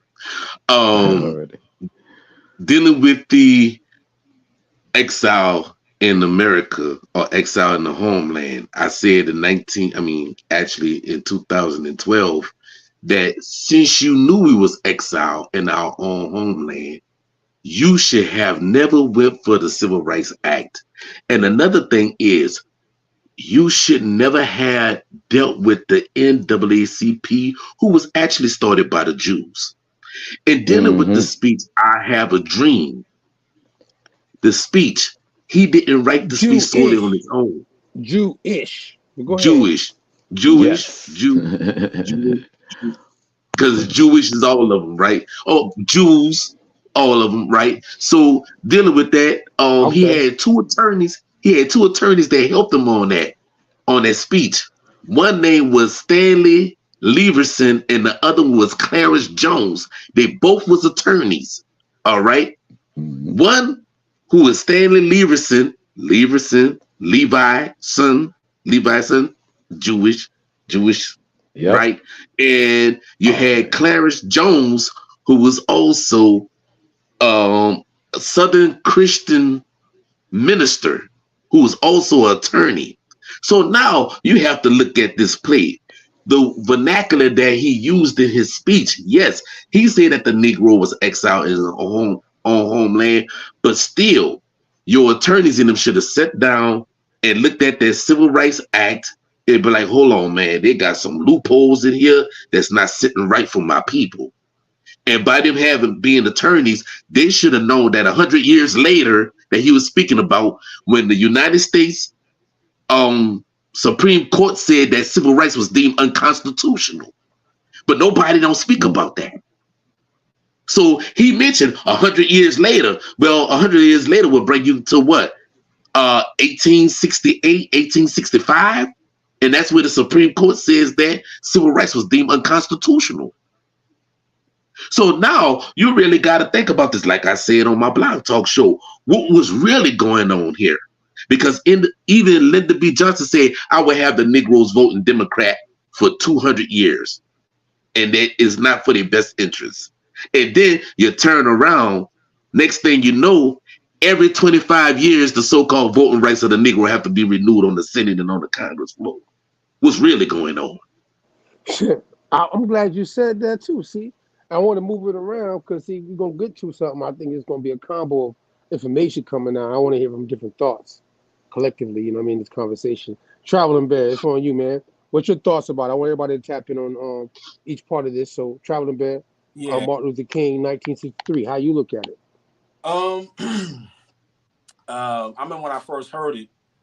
We always hear it on YouTube or some station, but it's the first time tonight I heard somebody actually read the statement. When you kind of read the statement, and then you get to hear people before you talk about it. Everybody put their piece into it, and one of the things that stood out was Chito Powell when he talked about the lawyer. So we know there was a political situation. Then the brother mentioned, not Ether mentioned the tools. You know what I'm saying? And then the other brothers, they mentioned the fact that, Dr. King knew that we were indigenous to the land. So my question will always be, now that I'm thinking about it, when you read it out, came to my mind, when you say exile, and he put a time frame, 100 years. So, and we're talking about at least from 1860s to the 1960s.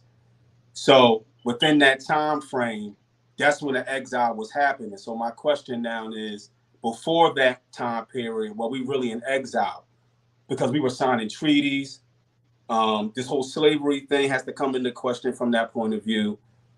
Because if he's saying that we went into exile within the last 100 years, that means that 1866, before the Civil War, for all these things, we must have had a working government.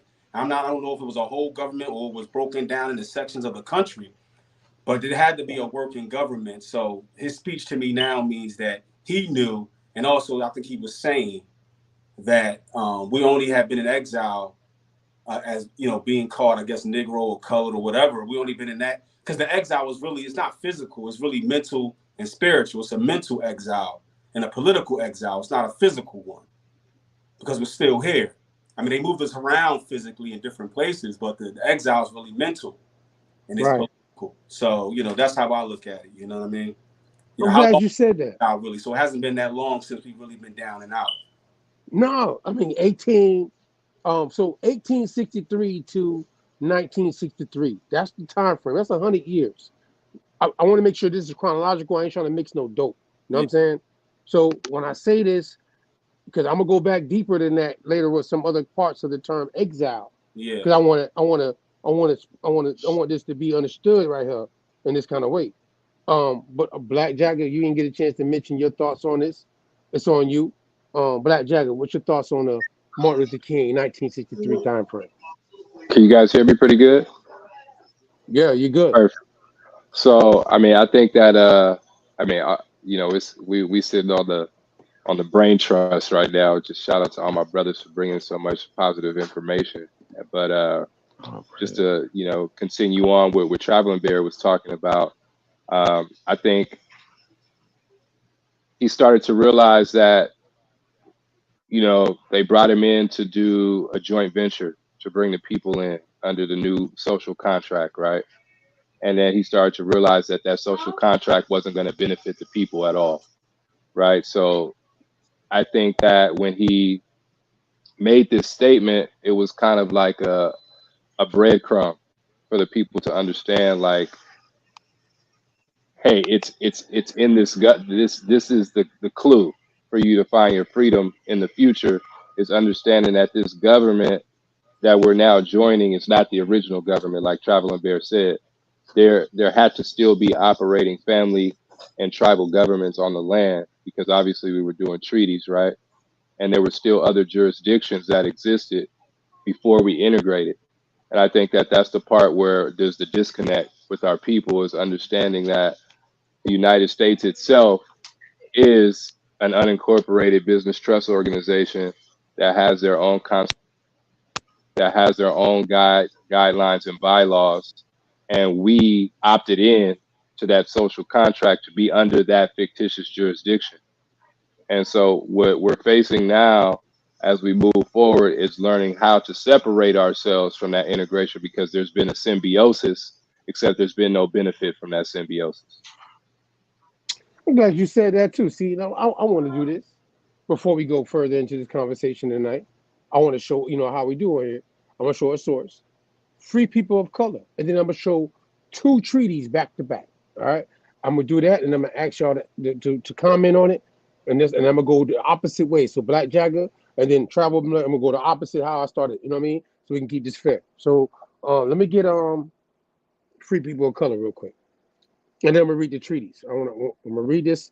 I want you to tell me what your thoughts is after I read over this thing right here. So Free People of Color. Obviously going into 1963, the term Free People of Color is the term actually going into this time frame. But, funny enough, it says in the context of the history of slavery, in the Americas, free people of color, and obviously French, gente de color, libre, Spanish, gente de color, libre, were probably people of mixed. Now, don't shout out to Muskogee. We don't, that word mixed right there, Moscow. African, European, and Native American descent who are not enslaved. It's who are not enslaved. Free people of color. Now, if anybody has been researching any of this information, this term free people of color did not start in 1865 with the Emancipation Proclamation. This term is being used in the European colonies and what we would call the Continental Congress at the time frame, either way. Now, funny enough, I'm check this out now. However, the term also applied to people born free. However, the term also applied to people born free who were primarily Black African descent with little mixture. They were a distinct group of free people of color in the French colonies, including Louisiana, in settlements on the Caribbean islands such as Saint Domingue, Haiti, St. Lucia, Dominica, Guadeloupe, and Martinique. In these territories and major cities, particularly New Orleans, in those cities held by Spanish, substantially third class or primarily mixed race, free people developed. These colonial societies classified mixed race people in the variety of ways, generally related to the visible features and to the proportion of African ancestry. Racial classifications were numerous in Latin America. A Frenchie, you see that word freed? It's also just the French version for a Frenchie. I gotta go ahead and throw that. A Frenchie is in blue. You can click on that link if you want to go to Wikipedia. Free people of color. You see what it means. Let you know free people of color. A Frenchie. I have to do that one more time. Come back to the big screen with everybody. And matter of fact, no, keep moving. Give them the link. I'm gonna stay on task for the show. I'm saying no. Go to the next link. Let's go to the treaty joint. Now, what I want to point out, the reason why I read that free people of color before I ask y'all to answer any questions or say anything about what you heard me read, because I'm showing the sources, and I wanted y'all to all put in your point of views on what I'm reading and what you're comprehending with it. Can you make that bigger? I didn't know that's small. There we go. That's a little bit better. There we go. Thank you, Lord. All right. So now, boom. We went from Martin Luther King in 1963. The word free people of color, Carter G. Woodson, free Negroes, head of states, is in 1830. Head of families. Thank you. Head of families. Negro heads of families since the 1830s, Carter G. Woodson. Now, that will obviously be, we're not in the 2030s, so we're not in 100 years, but that still fits in the same, from, 1963 to 1863, which means this will actually be earlier than 1863, right? So that's why I'm saying it like that, so you can pay attention. So there's free people of color, state to state, being talked about by Carter G. Woodson in 1830s, which is 30 years before 1863. Now, this treaty, though, funny enough, is tied to 1866. So, give you a in between, right? It's right either way. Here we go. It says proclaimed July 10th, 1866, Indian Affairs, Laws and Treaties, Volume 2, Treaties, compiled and edited. You see all that stuff right there, right? Go to Article 1. Come down a little bit, God. Slide down. I'm gonna get to the articles, because they can go check this out on their own time frame. You know what I mean? Article. So I'm gonna get to the part I'm looking for. No. Article 4. Article 4. Let's slide. Yeah. Let me see it. But we can go back and look this up. Article 4. Yeah, right there. All right, there we go. So in Chickasaw Treaty, 1866, though. See, just time frame. It's saying Article 4. The said nations further agree that all Negroes, not otherwise disqualified or disabled, shall be competent witnesses in all civil, criminal, and suits of proceeding in the Choctaw Chickasaw courts. Any law to the contrary, notwithstanding, and they fully recognize the right to the freedmen to a fair remuneration. That's like enumeration, like remuneration, like however you pronounce that. And it says on the reasonable and equitable contracts for their labor, which the law should aid them to enforce.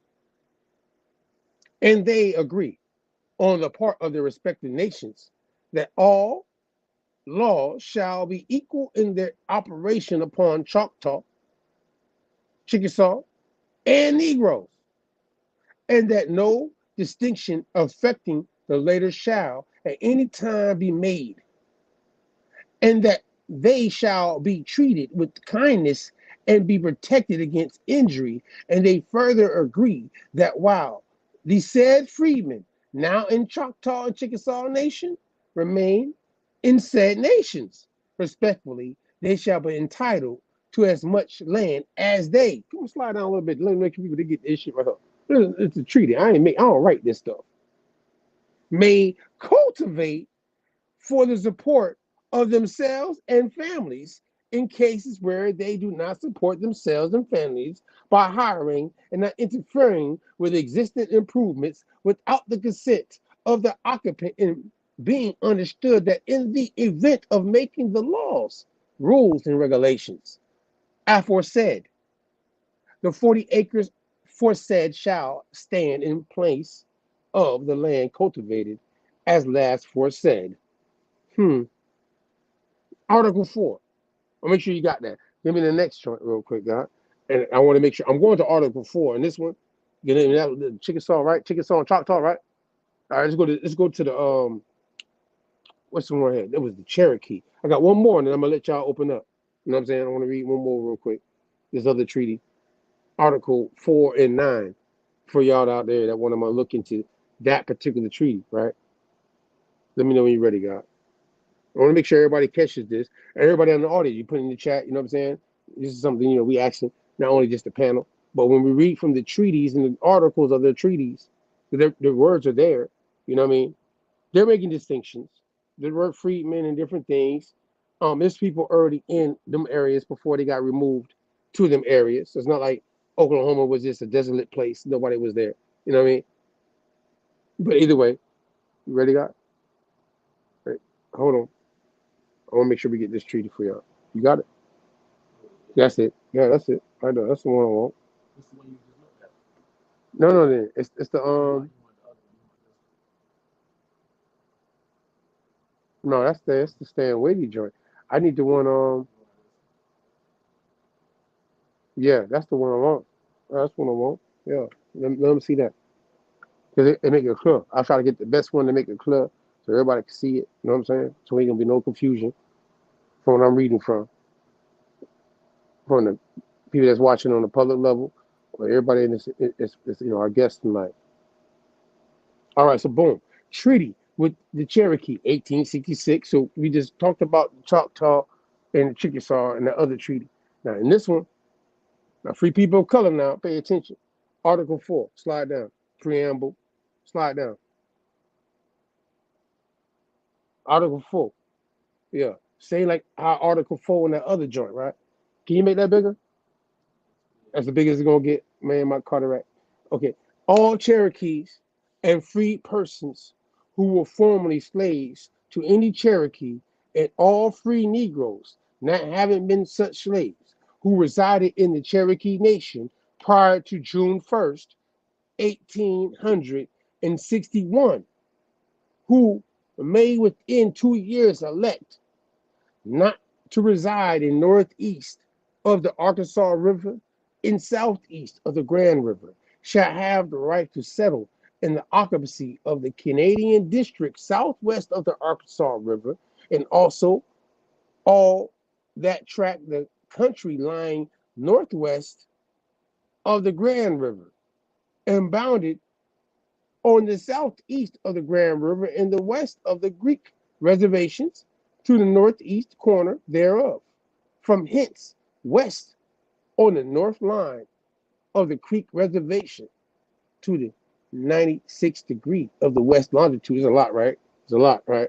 I got to make sure you get this whole thing, though. It says, and thence north on the said line of longitude, so far that a line due east to Grand River will include a quantity of land equal to 160 acres for each person who may so elect to reside in territories above described in this article, provided that it's not mine. See, it said that it's not me. That part, see that part, but that part. You heard me? Of said district north of the Arkansas River shall not be set apart until it shall be found that the Canadian district is not sufficiently large to allow 160 acres to each person desiring to obtain settlement under the provisions of this article. Now, in this same link, I know it was a lot before I let you open up Article 9. Article 9 in the same Cherokee Treaty, 1866. Now, you heard what Martin Luther King said now. It says now, the Cherokee Nation having voluntary in February 1863 by an act of the National Council forever abolish slavery, hereby covenant and agree that never hereafter shall either slavery or involuntary servitude exist in their nation otherwise than in the punishment of crime, whereof the party shall have been duly convicted in accordance with laws applicable to all the members of said tribe alike. They further agree that all freedmen who have been liberated by voluntary act of their former owners or by law, as well as all free colored persons. Now wait. Now 1863, it said in the beginning, right? February 1863. That's before 1866. That's before Emancipation Proclamation. They're letting you know that they further agree that all freedmen who have been liberated by voluntary act or their former owners or by law, as well. See, it says as well as all free colored persons. That's why we show free colored people in the first joint, to make sure you catch on to what we're saying. And then it's saying who were in the country at the commencement of the rebellion and are now residents therein, or who may return within 6 months, and their descendants shall have the rights of native Cherokees, provided, as the other one shown, that owners of the slaves so emancipated in the Cherokee Nation shall never receive any compensation or pay for the slaves so emancipated. Now, I want to show these different things. Let's put everybody back on the screen. Let's get everybody's thoughts. I'm gonna go to Black. Like again, you waited last, because I'm gonna be fair about it. Black, you first, and then we're gonna go from traveling bear up. You know what I'm saying? We're gonna travel that way for this conversation tonight. Go ahead, Doc. I think that was two great examples of jurisdiction, right? And then also understanding contract law, right? Especially with remuneration. That's, talking about contract for working, right? That's them basically claiming contracts, right? We're talking about claiming contract work and then like restitution and repairing, because in business, right, if someone loses a body, the insurance covers that and the business gets paid out for every loss, right? Just like when somebody dies, the insurance pays out. It's the same thing. That's why they use terms like termination, right, in business, because when you terminate an employee, you're terminating a body. That's why when you get terminated, you can get what? Unemployment or disability, right?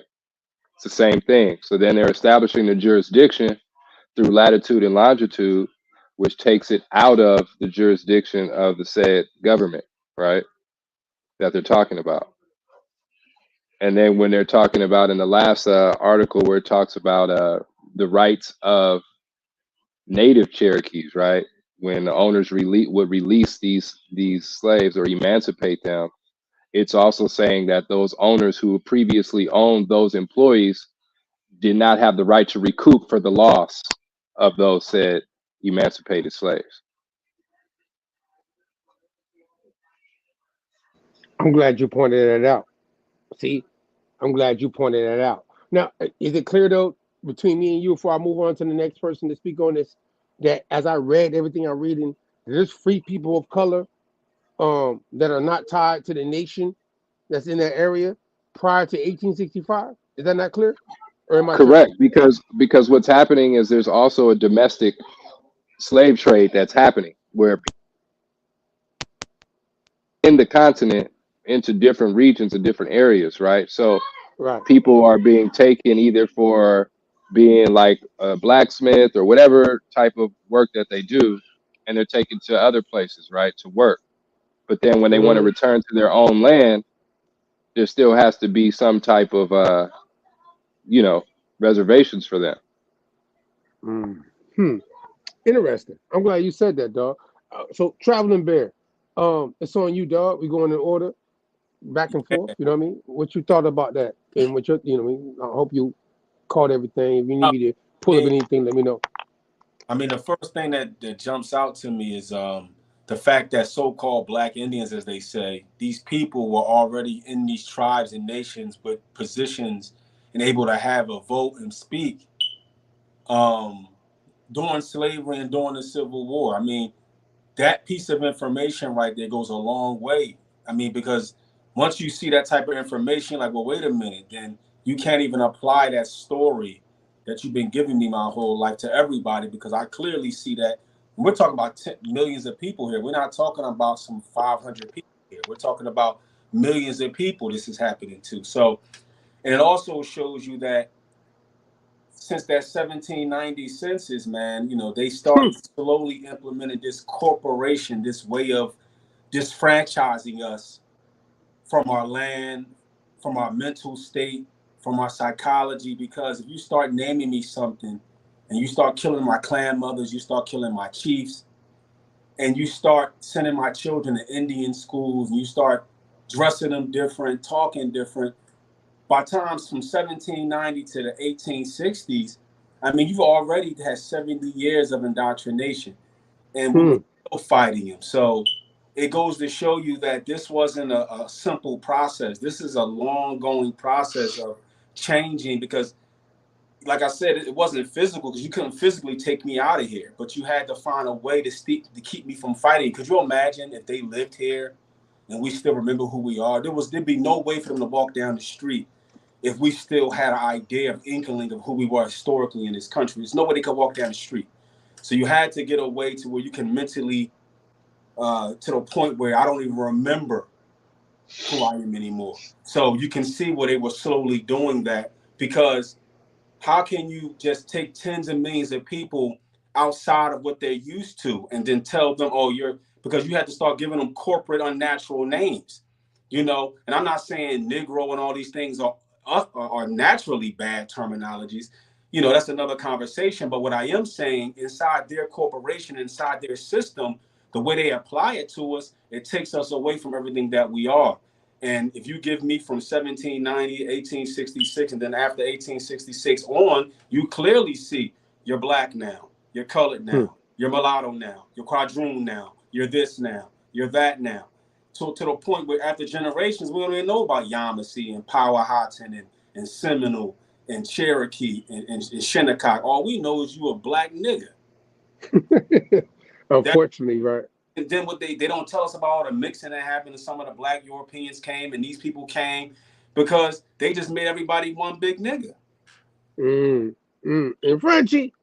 Okay, all right, so I'm glad you said that. Chito, I'm glad you came right after he said that. I see your face. What you gonna say? What you got on this panel discussion on that part? Yeah.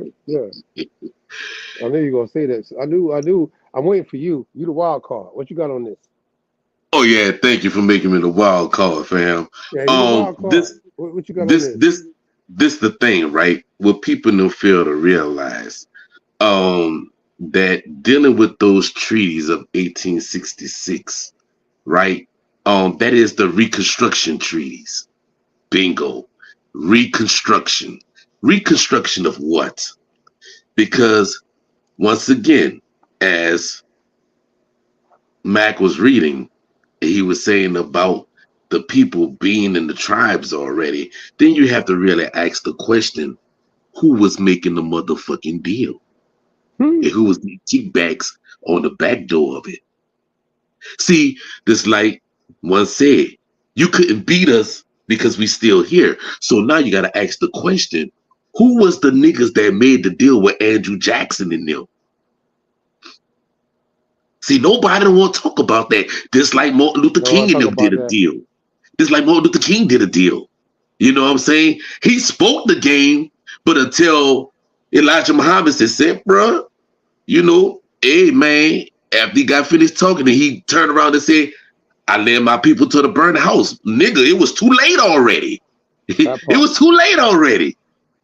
So now, you know, just like they say, you didn't give Malik El-Shabazz a holiday. Why? Because you know he was radical, he was telling about it. But you get somebody that's a lapdog to do your job, you gonna give him a holiday. And I know I'm gonna ruffle a lot of feathers, but me, I don't give a fuck. You know me. You wild card. That's why I knew you going. Yeah, but nobody don't want to talk about that though. Nobody don't want to talk about the niggas that did the back deals.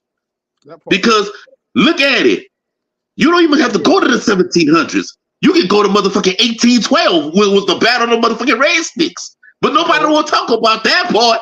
Why was the battle of the Red Sticks?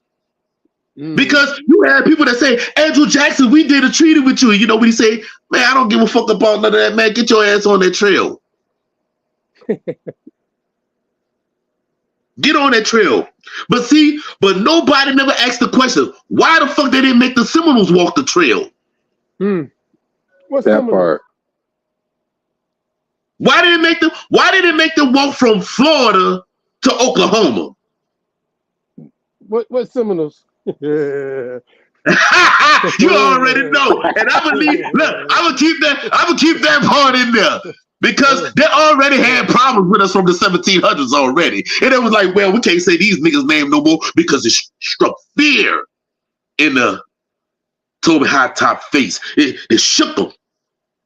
They were like, oh no, we can't talk about them. So therefore, we had to label them Creeks. We had to label them Seminoles. But nobody don't want to talk about that war. Cimarrones. They don't want to talk about Seminole. They don't want to talk about that. Yeah, Seminoles. So you had one part of the family that say, man, look, we go fight. You know what? We gonna go deep in the Everglades. Come on, bring them motherfuckers. Come on, bring them. And you know what they told Andrew Jackson? Man, look, you got us going in them swamps, man. They got swamp dogs. If y'all don't know what swamp dogs is, that's alligators, okay? Man, we can't deal with that shit, man. Call this off. That's why we became known as the Unconquered, right?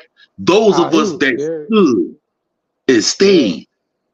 But you had other family members, with your family members, but they wanted to be with the Joneses and keep up with the Joneses and have slaves with the Joneses.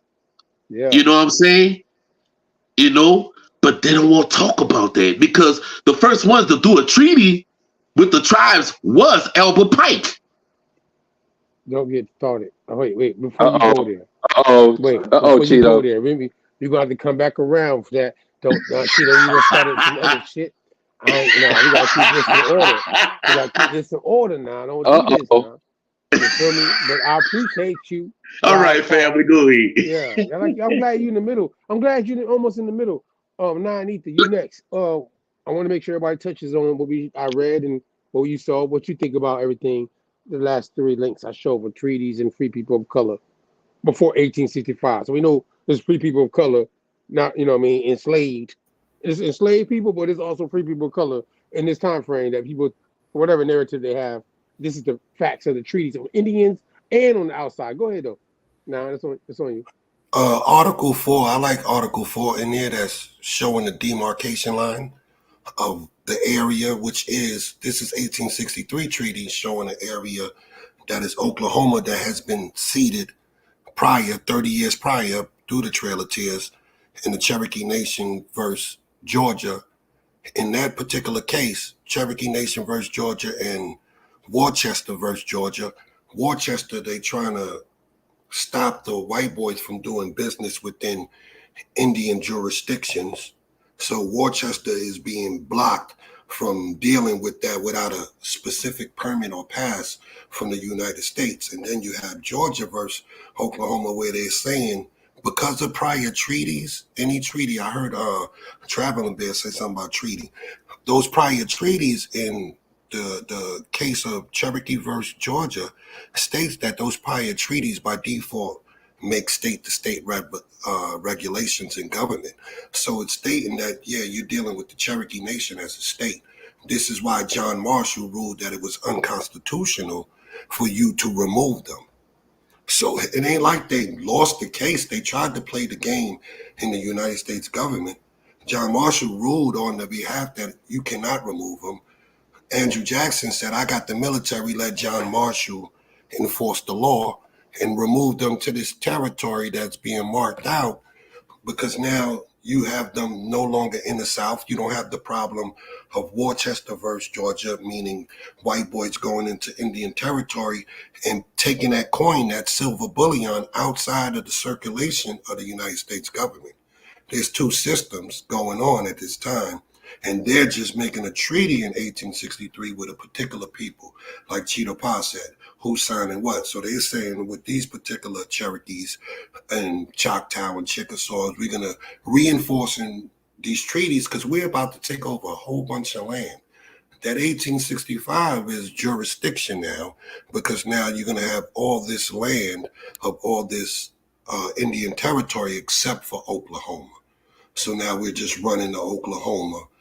During the Reconstruction era, that's the mecca of those exiles. It's the mecca of those exiles because it's out of state jurisdiction, meaning it's out of law. It's out of the jurisdiction of the United States government from 1830 till this treaty and then till 1907 when they infringe upon that. So I like the part that is showing in Article 4. We know that there's free people of color there that's been there before 1860. That is not in the tribe. By 1900s, there's 60 black incorporated towns that have nothing to do with all the Indian territory within the territory. This is the problem. So you have 60 joints up here that's doing business big time. You have all the nations have the 5 civilized tribes and 67 sub-tribes have allotted land, like you said. This is the last tool that they had to break up Oklahoma, because they're already putting the things to disenfranchise you by way of the new jurisdiction after that war. So it plays into my mind, Worcester versus Georgia, Cherokee Nation versus Georgia, knowing that it's a state and you're trying to stop the decirculation of dollars going into a different system that didn't need to use coin to do business with each other. That's the biggest part. I bet. I'm glad you said that. My man, Shail, you next in line. What's your thoughts about everything you heard? Obviously from what I read, to everybody that's on the panel. What do you gather from this information for yourself tonight? And what do you want to say about it? It's on you. If you can't hear you, can you hear? Anybody hear? I think his mic is off. Mic check, 1, 2. No, you muted, dog. He might have to refresh the link. Refresh real quick. While you refresh, all right. Tecumseh, mic check, and I'm gonna come back to Chael. Let him be last on this one because he, just for the minute, so we can keep it moving timing wise. Tecumseh and then Chael. What you thought? What you got on it, Tecumseh? I'm not even gonna hold you, man. Y'all kind of took all the meat off the bone on that one. Like y'all touched on everything for real. Like y'all hit everything on the head. I agree with the jurisdictions and understanding what's going on and everything. I ain't really got much more to add to it that hasn't been said. I mean, I want to make sure now, because I think that it's some things you could take off on. But I'm gonna say like this. I'm gonna ask you a question involved in this to get something out of you. You have research going into this time frame. Is there something that I know you in your mind have paid attention to that you want to, share with us real quick about what you paid attention to in all of this that we're talking about? I mean, I'm gonna give you a shout out to express that real quick when we get Chael right. You know what I'm saying?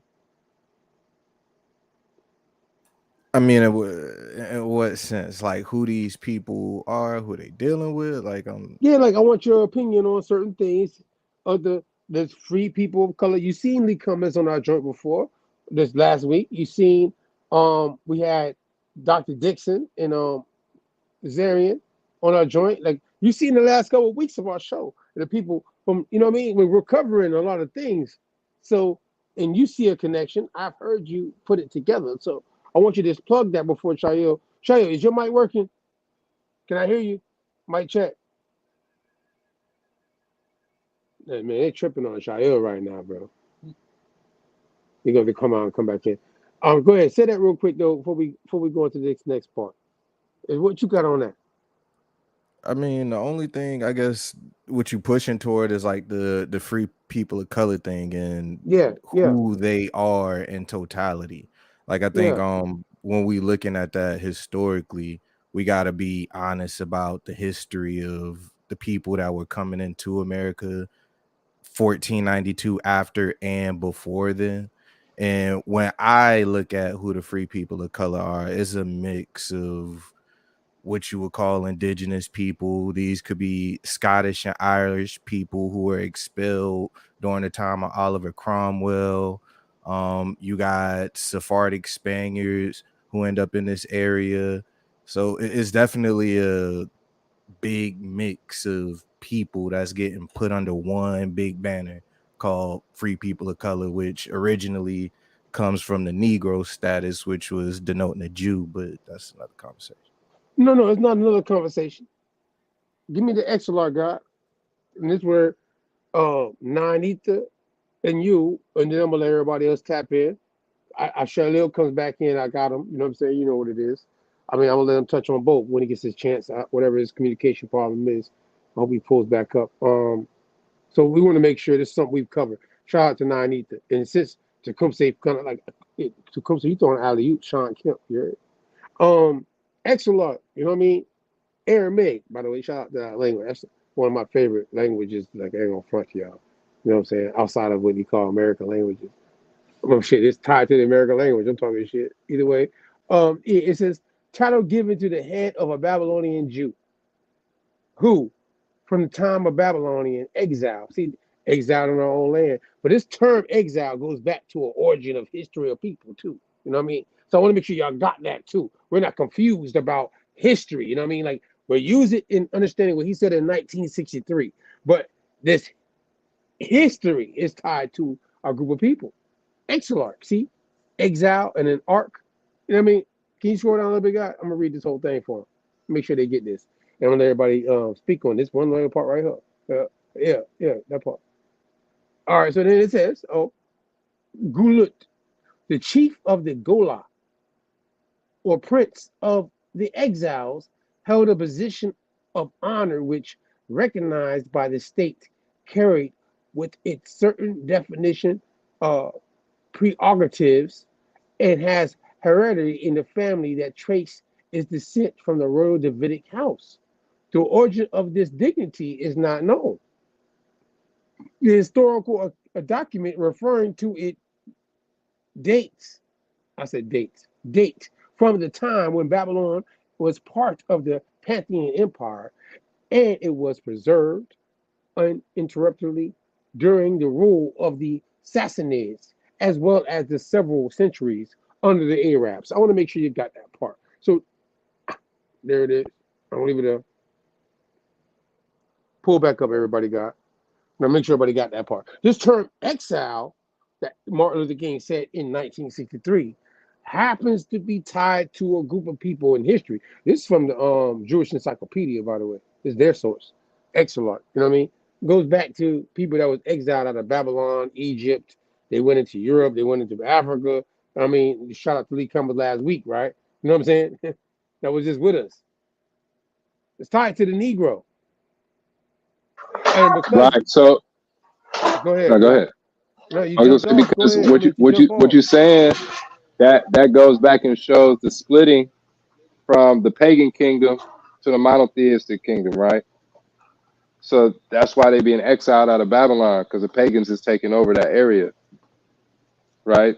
So I think also when Tecumseh was talking about, when we're talking about free people of color, that's an amalgamation of people that's here. You got French, Spanish, Danish, Portuguese, Europeans, right, and indigenous people that are classified in that free people of color, right? And I think that has to be said, because what happens is people have a misconception that during this time it's primitive, but it's not primitive, because law is actually modern technology during this time. So people understand states and jurisdictions and trade routes and business and insurance and bonds and all that exists still, right? From Babylon until now. And that's what I think that people in modern times have a misconception about history, is that past history would be considered primitive, but it's not. All right, bet. I don't want you jumped in. Chael, because you went out. I want you to speak on, I don't know if you heard everything we just talked about, but also you can put your thoughts in. I want to give you a chance. You know what I mean? 'Cause you went out. What's your thoughts on everything you just heard in the last, you know what I mean? 'Cause you went out. I want to give you a chance because you missed your spot. Man, there's a lot of good information, and I love what Tecumseh took it.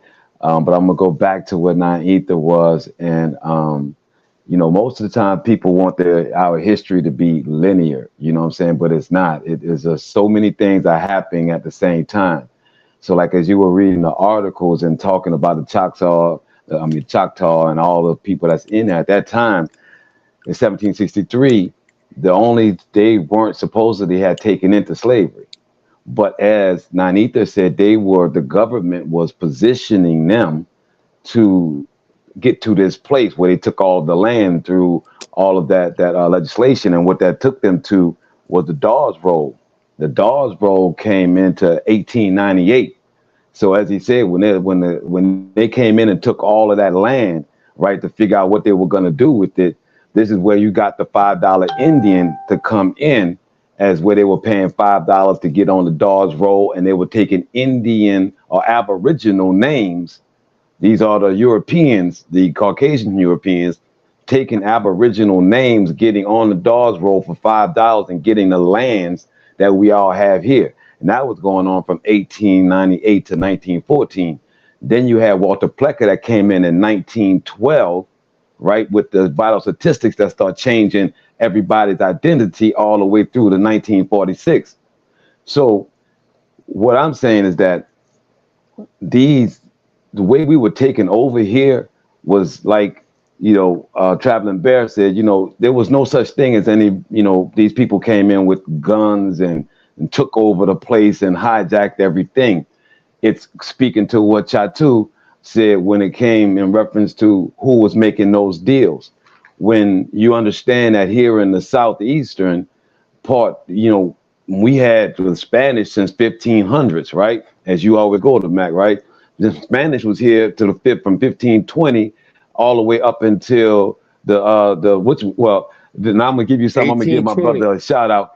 I'm gonna give my brother Chito a shout out when he gave me the House of D. Orleans, right? When we look at the House of D. Orleans, which had both the Spanish and the French monarchies in it. So as we have Haiti split in half between Dominican Republic and Haiti, they had that whole situation going on over here, where we was the Mason-Dixon line, basically we was splitting. French was all the way up, and then Spanish all the way down until the English came in 1803 with the Louisiana Purchase, right? So as we see from this movement of governments, and then we're not even touching on the sharecropping aspect of it, right? We're not even going into the sharecropping that was going on at the same time through the trade, where they were getting us in debt to them, right? As these laws are being enacted, we are being indebted unto them at the same time. So this whole concept of us being switched over, all of it has been a judicial, a pin, whipping situation for us from the beginning.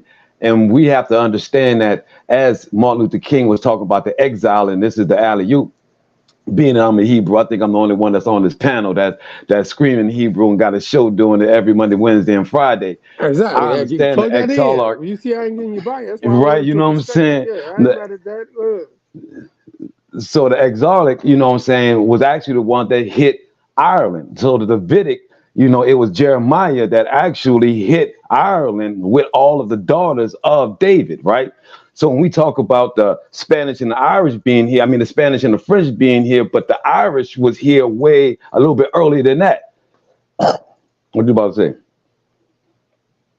What you say? I thought you was coming in, Mac. My bad. So the Irish was coming in. Go ahead. Yeah. So the Irish was here already, especially in Louisiana. We got so many family members that have Irish that come way, that's a part of them more than it is Spanish or French. This is especially in the northern parts of here, like Whitfield, Louisiana, and so forth. I know Child want to get in there right now. Yeah, and don't forget about the Germans, man. And the German coast, because really people don't realize how much international trade was happening here with these Choctaws. I'm just gonna read this one little part. So when it says on the Dawes roll, it says the 5 tribes included Cherokee, Chickasaw, Choctaw, Muskogee Creek, and Seminole. As Pa was saying, they couldn't move the Seminole, right? Why would they couldn't move the Seminole? Because the Seminole was an amalgamation of all those tribes, right? That had been broken down, right? That didn't want to be a part. So Seminole, and in general, the Dawes rolls list individuals who lived with their nation in Indian territory, who chose to apply and were approved by the Dawes Commission. Mississippi Choctaw are the exemption, as many of them remained in Mississippi and did not remove to the Indian territory in 1830. To be admitted to the rolls, Mississippi Choctaw were ultimately required to remove to Indian territory, Oklahoma. So you had a situation where you had some that stayed here and took the monarchy of black so they wouldn't have to get shifted to Oklahoma, because if you claim to be Indian, you got shifted. You know what I'm saying? Because of all the legislation that 9/8 sent down. So I'm gonna leave it to pot, because I got the pot ready to go. Or you got hung. Or you got hung. Don't forget that. Or you got hung. Right? Let you ride. Go ahead. Yeah.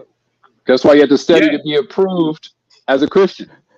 Right. As a Hebrew. Right. That's the thing right there. Because that's why my grandmother used to say that the Indians got treated worse than the blacks. So therefore the Indians became black to stop from getting hung. Mm-hmm. Yep. So you pause on you. Yep. Yeah. So dealing with that. So dealing with that, right?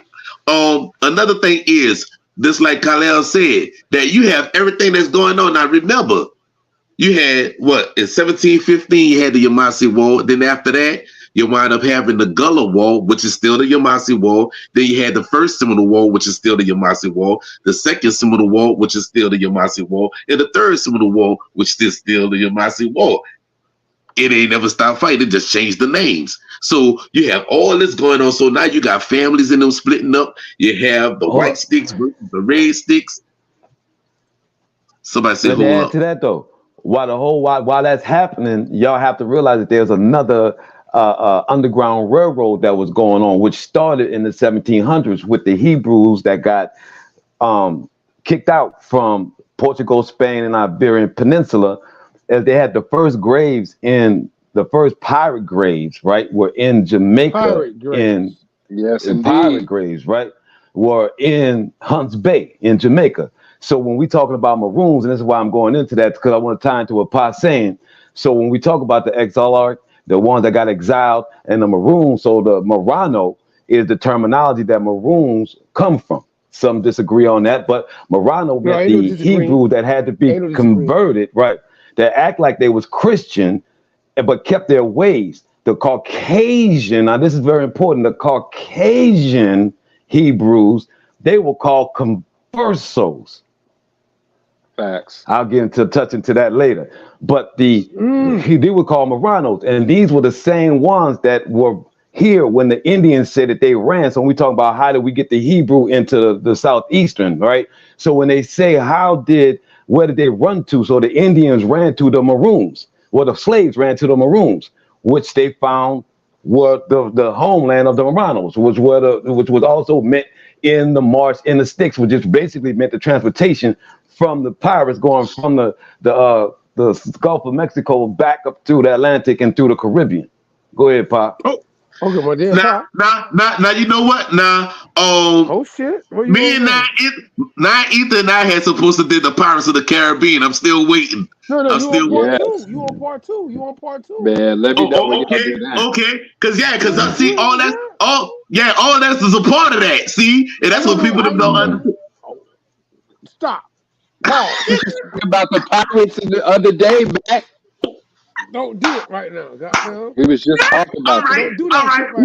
We ain't gonna do it. We ain't gonna do it. We're gonna leave this in order now, Paul. We were just talking about the Pirates of the Caribbean, the Pirates of Water. Yeah, we were just talking about clandestine groups of people who got ships in the 1500s, and that's being I got you coming on that. I got you. Private Matter of fact, look. Nine, am I lying? Nine, am I lying? I said No. You got it lined up. I ain't forgot. We already know. So what you want to say about what you heard him say? Because you from Louisiana too. You know what I mean? And the Noir codes is tied to Louisiana. You know what I'm saying? The Noir codes is a French colony. 1720. 1720, 1728. 1685. 1724. 1685. Well, it hit the islands. It hit the islands in 1625. That's where it hit the islands first, and then it came here. Right. Yeah, but I'm just saying when they said in the Article 1 of the 1685 the Royal Codes that in the Article 1 it says Jews cannot be in this colony of the French colony. And that would be Louisiana included. You know what I'm saying? That's all I'm saying. Yep. You feel me? Yep. So as we talked about the Exilarch, and I know Paul, like, and we're gonna do another panel discussion in December too, y'all. I'm gonna let y'all know because it's time frame. I ain't gonna. But shout out to Music in the Lounge. We could go until 11:30. We got like another 20-30 minutes, right? So I want to make sure I don't like stand on one thing, because we're gonna come back around and make sure everybody speaks on this part. Is there anything do you heard them say or what you heard me read about that you disagree with or is not on point? Any real quick before we go to 90? No. It's on point. It's on point. You know what I'm saying? Let me do it. Let me do a disclaimer. Everything I say is of my own accords. All right. Right. If you disagree, it ain't on. It's all on me. Yeah, it's on you. Right. I'm not asking nobody. If you disagree, you know how we do it. It's respectful. I love for everybody that's on this panel. Ain't no like, even if we disagree on something, it's not about that. 90, it's on you. What you got on this?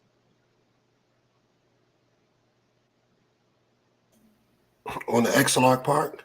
Yeah, Exilarch, you know what I mean? Yeah. What you got on the Exilarch? We can go there, because I know you particularly with that El Negro series. What you think about that? On that fact, they're using old tools on how they used to disenfranchise people on this side of the water.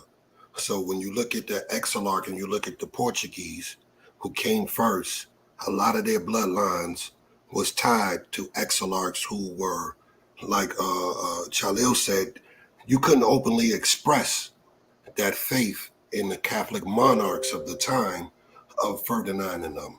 Now, they had upper echelon of the Judaic bloodlines that were still the king's physicians, the king's astrologers. In that sense, when you're dealing with the people that's being exiled from, let's just say, 1200 to 1492, those people are going through different papal bulls like Roman pontifex. That papal bull was exiling certain Jews out of Portugal, knowing that the black Jews of Portugal, El Negro, and those that we were covering, those black Jews of Portugal and the Ibn family are all attached to King Ferdinand I and the Castro line, the David line, the House of David, the House of Castro, the House of Sissanan in the 1300s. They're being exiled, but the upper echelon of that family doesn't have to be exiled. They are still the banking, let's call them banking nomadic people at this time because they're exiled. So they're still the nomadic people of the Middle East and of Europe all the way to Ireland. So those certain bloodlines that's coming through Yahya El Negro, and we did a little touch on Bertrand the Great, who was the Black Dog of Brittany. He was the first Constantinople of Brittany military advisor in the 1300s.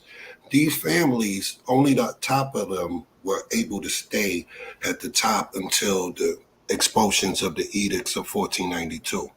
So because they had to pay. Say nine ether.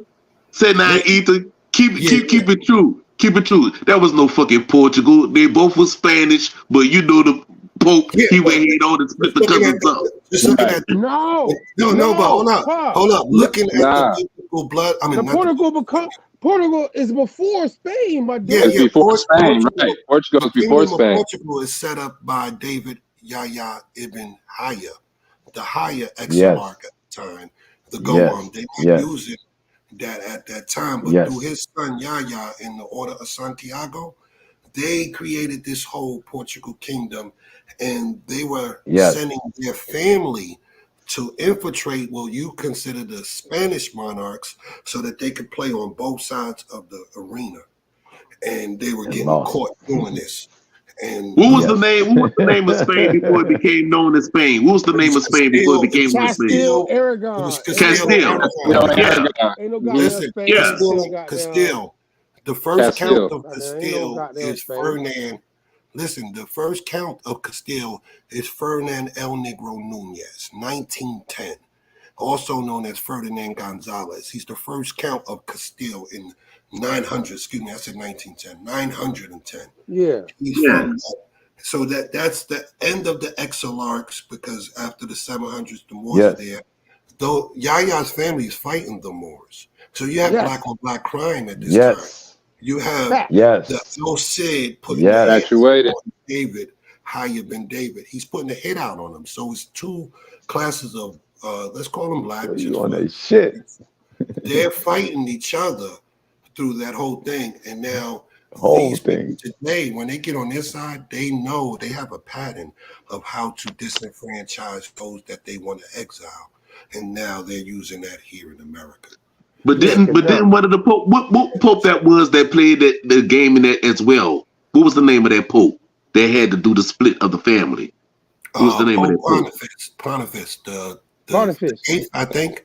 He created the Unum Sanctum. Under the Unum Sanctum, that's 1302. When he created that Unum Sanctum, he did just exactly what you said. It's splitting it up and breaking it down.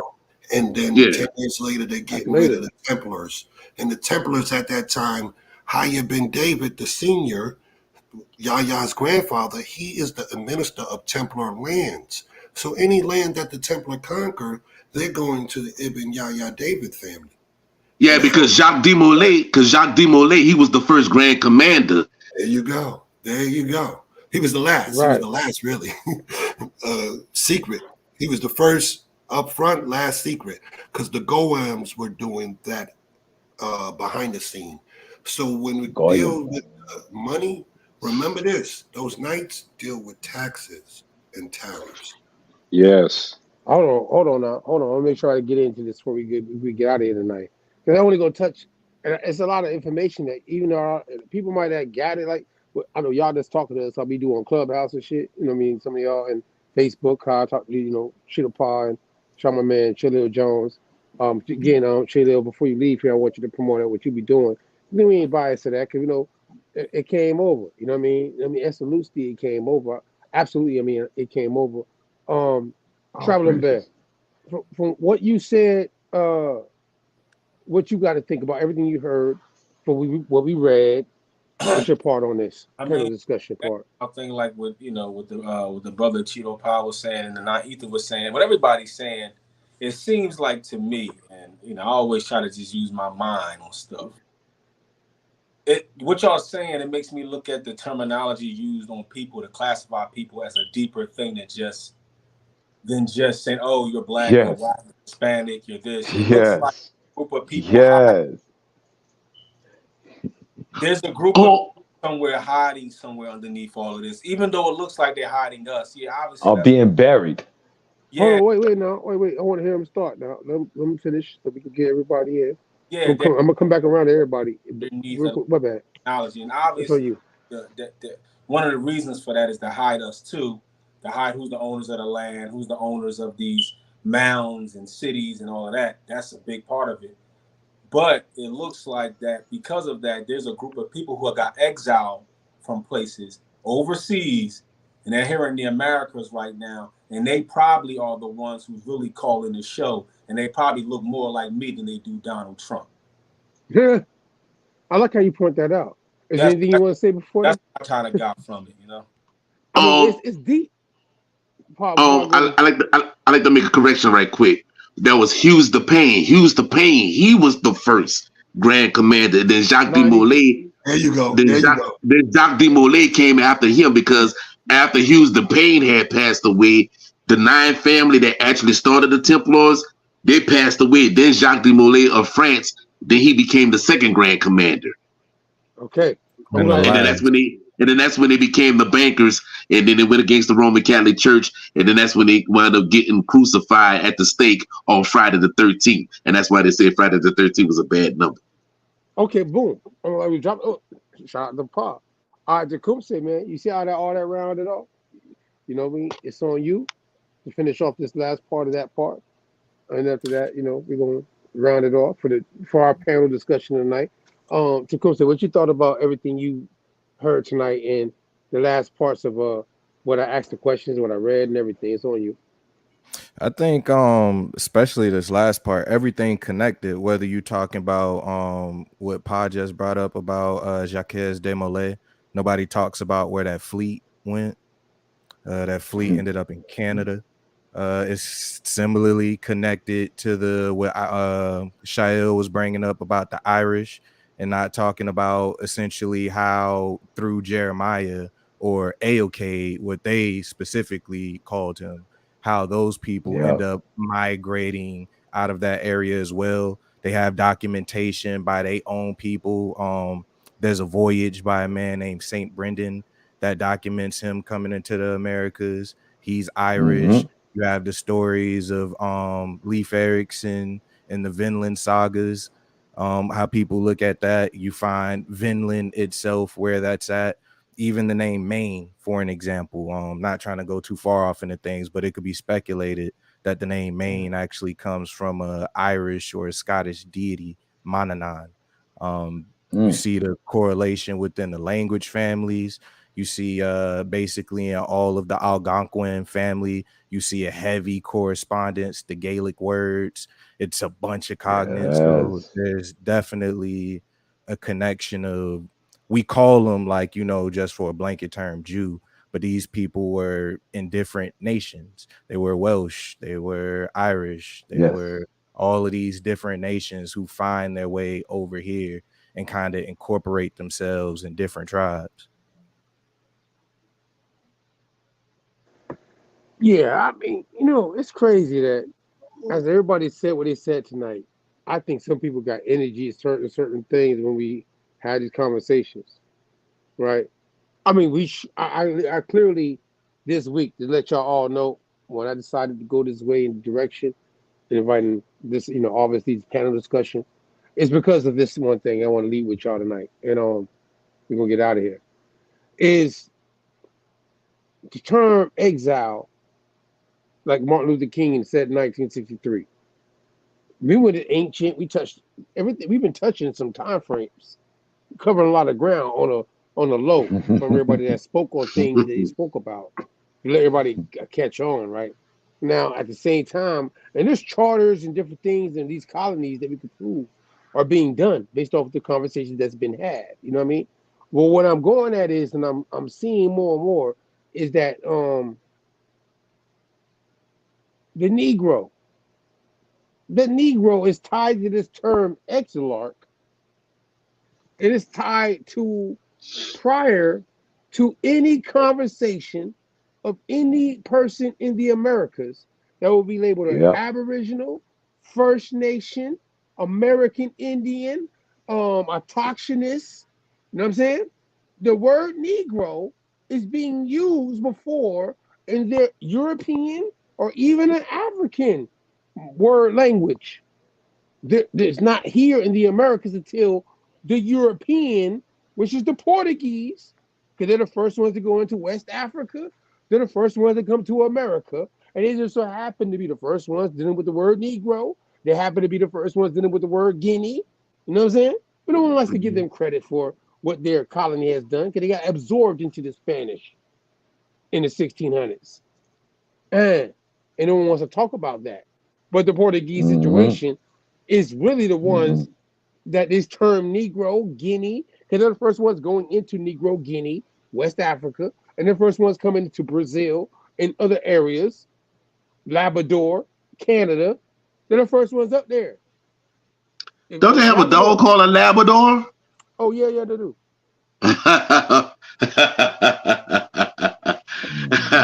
Yes, indeed. Yeah, You got Duke again.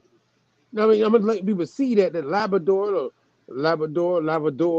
up there in Canada, Nova Scotia area, that you got people up there dealing with things in ancient time frame. Because Portugal's name, even though that's why I got to give credit to them in history, because I ain't gonna mix in the dope. Like some people like to just say Europeans, and we break down these different colonies when they're coming in.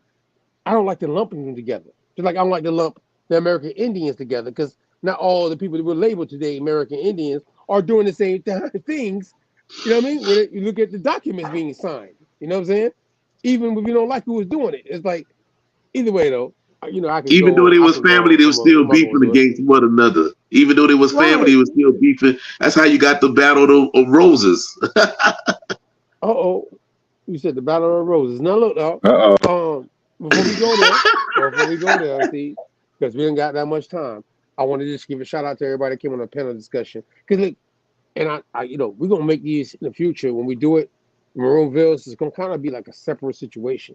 But I wanted highlighted on a Sunday that the collective groups of people that we're gonna bring on our YouTube channel to do our panel discussions outside of our Sunday show, that we're introducing certain people that we highlighted, been on our show, that we talk about on Club, that talked with us on Clubhouse, we've met on fan base, whatever we've met them at, and they got, we got things that we can bring to the table to express this from a national standpoint. Because I got my man Black Jagger on the West right now.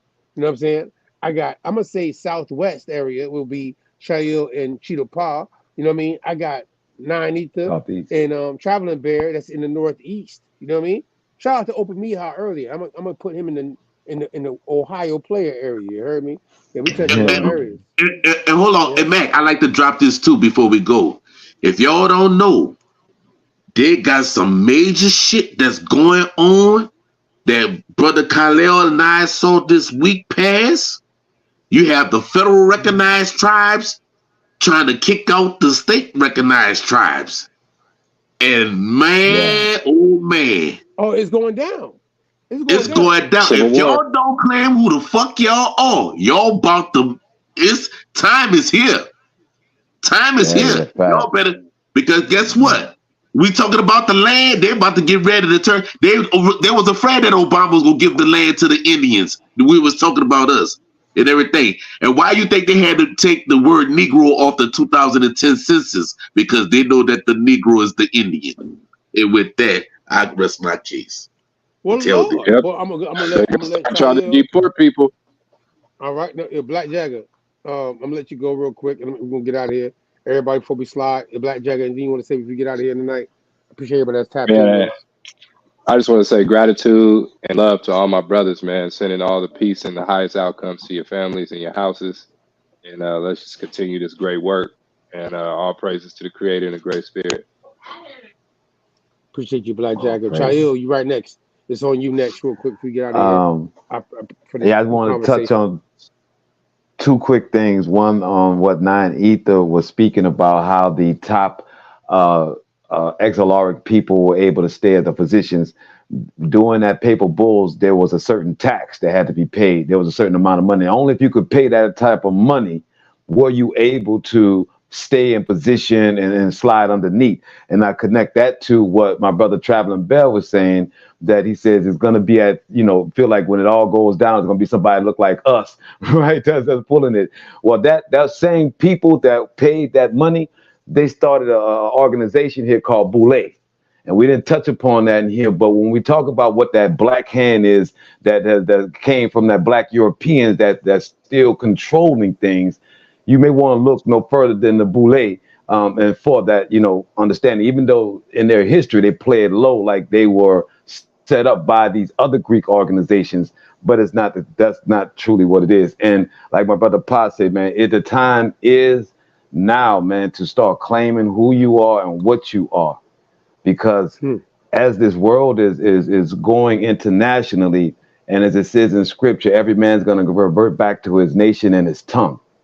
And if you don't know your nation, and you don't know your tongue, then you're going to be a slave, and you will follow into what's about to come down the pike. So, know who you are, do your study to show thyself approved, and keep your prayer life real. Hey, I'm going to let y'all know, before I even let Chito Pa say his part, and we go to the line.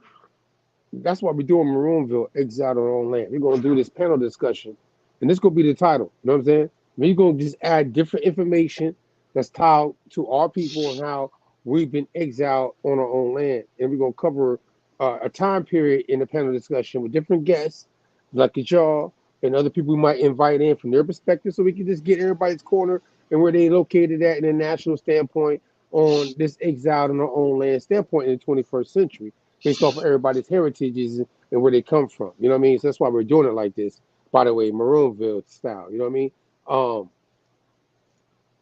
Chito Pa and then Nine Ether. Well, I like to say, man, this was one hell of a fine build, and we're going to keep on building, keep on assimilating the information and distribute, just keep pushing it out. We the distribution center. You know what I'm saying? We go push this bitch out like hard dope, you heard me? Uncut. Yeah. Uncut, you heard me? So, hey, it is what it is, because we ain't no pretendians out here. We real deal. You know what I'm saying? That's one thing about it. And two things for sure, three things for certain. We ain't over here playing. We trying to get y'all business right and everything, because they're already telling you who it is and what's going down and everything. Best you believe you me. And I don't use the word belief that often, but just know this. It's coming. That part. Yeah, we exiled on our own land. Nine Ether, it's on you. In Traveling Bell into Tecumseh, young man to end us out. There go. I want to give a super shout out to Traveling Bell. That's my brother. Nice to see you. Man, always a pleasure, man. You already know we go back, man. You helped me out a lot, man. I had to figure some things out on my own, but I'm gonna know much love to you, brother. Yeah, I want to give a shout out to you, Chito Pa. Definitely, we're gonna have you, Chito, on Pirates of the Caribbean Part 2. Let you run wild. Shout out to Black Jagger. I'm on Clubhouse somewhere. I'm gonna run into you. Shout out to Chalil, the Carnival Engine. I appreciate what you bring to the table, and shout out to Tecumseh and Mac Ether. Like Chito said, be the machine, the engine to break down the colonial education or the indoctrination that happened in the last little 170 years, 1865 to now. The last two was giving you an education to tell you otherwise when the records are here. There's records within the parish records, genealogy records going to the 1790s, state records. You got different county records. All these records are out here, free people of color. And like you said, with that whole treaty, there were free people of color operating here from prior to their colonies, 1619. Prior to that, they were free people of color. After that, they were free people of color. And jurisdictional wise, today, we're in the jurisdiction. But like Chito said, do your own work. And because there's things coming. And Oklahoma's still Indian territory. I'm going to end with that. In 2019, Sharp versus Oklahoma, McGirt versus Oklahoma. The Supreme Court had the rule. They ruled 6-3 in our favor, or 5-4. I think it was 5-4. That the whole east for Oklahoma is still Indian territory. 5-4. Yeah. And they never de-established the treaty to create that state in 1907 when Roosevelt created the state. He was doing the last tool of disenfranchising the Mecca that we had prior to 1830 Indian removal, but we'll go with their story of 1830. That part. Traveling Bear, it's on you, man. And Tecumseh, we out of here. So I appreciate everybody, man. I came on here. Everything was, man. I learned a lot tonight. I learned every time I come on, I learned something new, man. It was beautiful, man. I hope we can do this again, man. Let me know when y'all gonna do this. I'll jump on here just to hear the information. I don't even gotta say nothing. You know what I mean? Appreciate you, man. But again, like I said, I was born in Philly, but I live here near DC now, here in Maryland. And so me and my lady, like we're doing the Urban Indian thing. So if y'all want to catch it, go to urbanindian.org. Our website is on there. Our Instagram is on there. Everything that you want to know about us is on there. For what we're doing, you can go on the site, and you can also buy the hoodies and the sweatshirts if you want to. But about the information and more about people knowing that we still exist. The clothes is just a vehicle to do that. So for me, it's just about information. So you go on there. We got our website. We got on there, it's also got a product on there. But like I said, go on there, man. I hope you learned something. We got the 1957 Indian Housing Act on there. It should be on there, but you go on there, you can learn some things about that, how that applies to us in these housing projects and these ghettos we live in these urban areas, how that applies to the Indian and who the Indian is, because you can see the migration of the Indian. The Indian is still in the same places they've always been. They just got a different. So, that part. So that at the end of it, man, I don't got a lot of respect for a lot of people, man. I don't. But y'all, some of the brothers that I respect a lot for what y'all doing. Look how peaceful it is. We talking, ain't nobody calling each other niggas, ain't nobody threatening each other, gun under the seat, ain't nobody disrespecting and downgrading our women. We acting like indigenous men, acting like men should act, clean, upright, and strong looking. And so that's the narrative we need to change, you know what I'm saying, and put that narrative as the real one. So that's how I drop the mic there, man. I appreciate you, Traveling Bear, for pulling up on me, because as the brand of Urban Indian and what you've been upholding, you've actually always been upright, as you said, about the good and bad of what you see and what you learn in your journey, yourself in genealogy, and also the culture and other people dealing with the brand that is tied to Urban Indian. And that's why I wanted somebody that's upfront like you to be able to represent that brand and speak on it on the level that you're doing. You heard me? So shout out to you. Y'all not kicking no pan-Indian narrative. Y'all kicking a narrative that's actually a real narrative. That there's different types. Even though the Indian may be obviously is the majority of the bloodline here, and is the dominant melanated so-called genetic on this landmass, obviously. But there are other bloodlines that we're tied to as well. But we're not kicking this pan-Indian thing. We're just saying, all right, we're indigenous, but at the same time, there's more history to what we were told in school, and I think that's important. You hit it on the head. Estee Lucy. Estee Lucy. Estee Lucy. Estee Lucy. Tecumseh, it's on you, man. You gonna lead us out of here, then we're gonna play New Human. That's what we is. Estee Lucy. We're gonna play that before we get out of here. Tecumseh, go ahead. It's all you, man. Hey man, well you know I'm not a man of many words. I definitely appreciate the panel though. It's always enlightening talking to y'all brothers. Youngest one on the panel is definitely a privilege to be up here with y'all. So grateful for that. I ain't got much to say. Shout out to all the Estalusti. Shout out to all the descendants of Act 13 and 1. I'm out on that one. And log in and watch that Tecumseh series thing. Yeah, plug in the series real quick, man. You be shy about plugging your shit in, man. That is Being on shy about that shit, man. Come Yeah, on, tap man. into the party page. Most definitely the Inquisition series. I'm touching on basically everything we touched on tonight. Most of what we said has been touched on in all of these episodes, plus a little more. Going over how the Holy Roman Catholic situation finds its way into the Americas, how they end up defranchising people on multiple land masses outside of America. They did it in Europe, they did it in Africa, they did it in Asia. So it's definitely good to just understand our history everywhere so we have a better time explaining this to our kids. So we're not going through these identity wars. That's And exactly what I another wanted thing, to say. I want to ask. Go ahead. And another thing, if y'all never watched Pirates of the Caribbean, go watch Pirates of the Caribbean Part 1, Part 2, and Part 3. Y'all need to watch that because Hollywood dropped jewels in there. Y'all be looking at that shit for entertainment, but they actually telling you shit. I want to quick little chime in on the.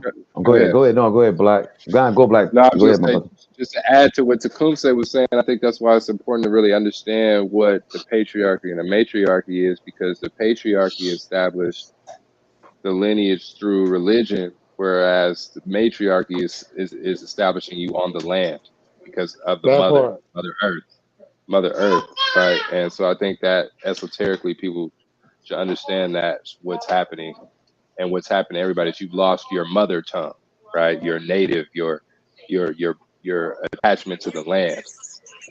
And so everything else was designed to convert you, right? Because everything is by conversion.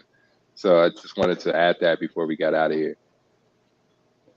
I just wanted to chime in and say that, first, featherfunnola.com is my website where y'all can find all the information that we are doing, all our events leading up to the festival next year in November, where I'm sure Mac is going to be out there next year and Lee is going to be out there, but that's featherfunnola.com.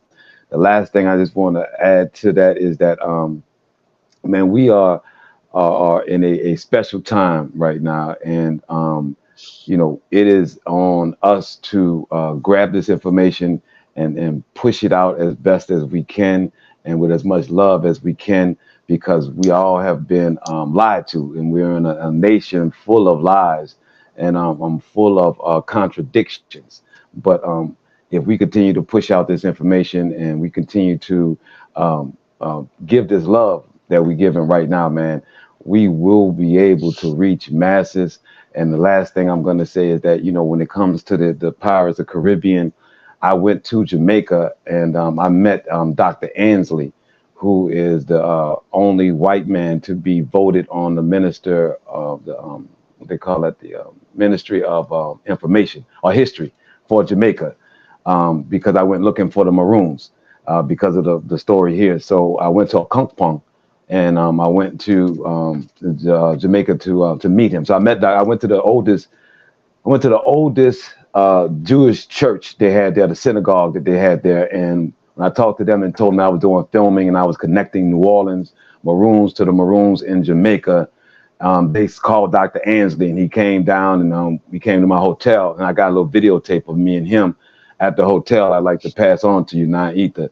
And where he confirmed all the things that we know about the Caribbean and the pirates, that they were actually, Hebraic, and that the guy that wrote the book, that before it became a movie, the guy that wrote the book actually wrote it in his house.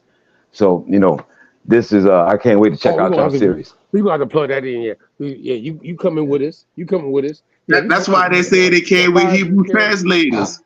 That's why they say they came with Hebrew translators. Amor Khan, yeah, Amor Khan. I'm Amor Khan. Y'all need to plug into the Amor Khan series and the Pirates of the Caribbean series, because all this shit gonna tie El Negro. I mean, it's not Ether boy being people be tripping. Tecumseh too. All right, Autonomous probably be non-biased. And also Scarface too. Don't forget Scarface, because the big dealer, he was Jewish, but he was Spanish though. That part. Jewish. I mean, stop playing. Hey, Super Blaze, man, take us out of here, man. Push it to the limit. It's a new time. You heard me. I appreciate everybody that tapped into this night. So, December, we're doing a Maroonville again. You know what I'm saying? Again, until Maroonville, the local situation, y'all can pull up on us once a month. Tap in with us. We see you next Sunday. Blaze, see y'all next week. Have a good one. Shalom, my brother. Shalom. Yeah, you listening to Super Blaze. Let's go. Bang, bang, bang, bang, bang, bang, bang,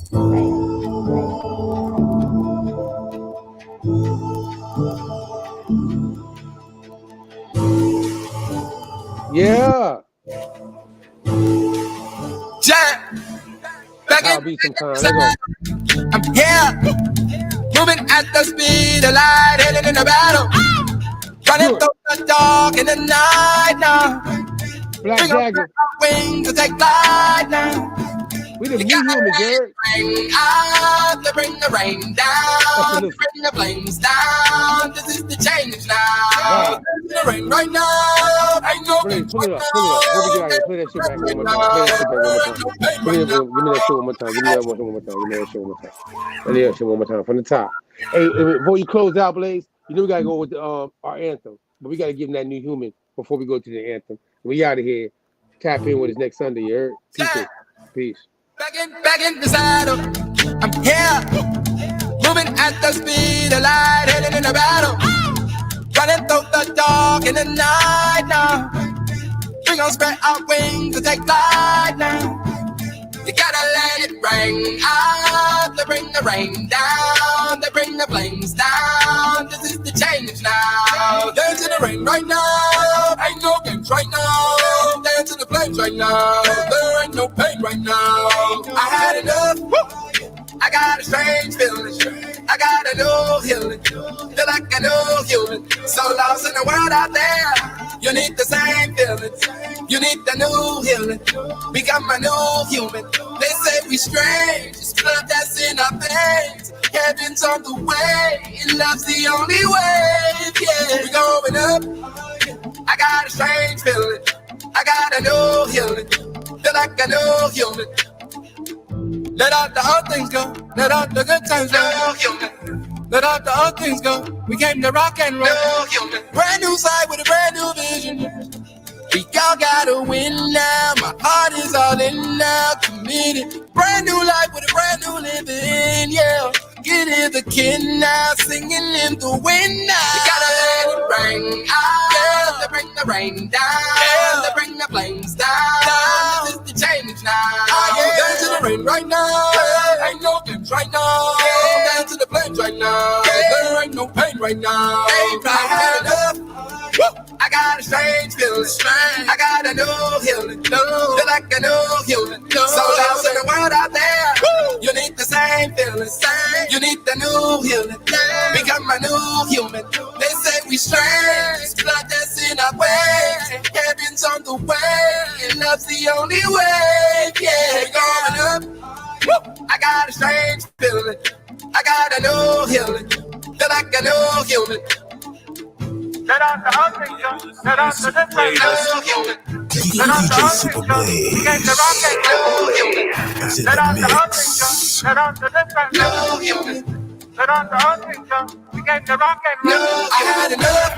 I got a strange feeling. I got a new healing. Feel like a new human. So lost in the world out there. You need the same feeling. You need the new healing. Become a new human. They say we strange. Blood that's in our way. Heaven's on the way. And love's the only way. Yeah, going up. I got a strange feeling. I got a new healing. Feel like a new human. Yeah, yeah, yeah.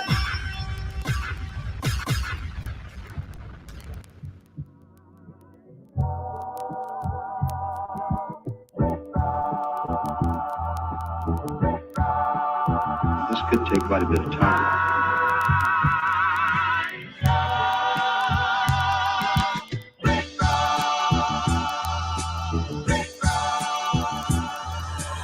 Pardon my autonomy. I know one day they'll honor me. This ain't pertaining to 28 Deuteronomy. Self-determination, controlling our situation. Ain't no more indoctrination from pale faces. How the fuck you bump me and broke but a pair of races? My lineage free people of color with a left make each nigga. This right here maroon, now it ain't burgundy. If you plotting murder, I'm certain that you'll need surgery. Hurt from when the burner squeeze. Protecting tribe business. Only consulting with governments tried to tribe with it. Please don't confuse us with those considered native. Semi-autonomy never was in our nature. Just address me as Estelusti. Wild Indian status and Cherokees riding Ruchis. In my war bonnet, if you want it, bring it to your region. And black forces the same color the European. Pardon my autonomy. I know one day they'll honor me.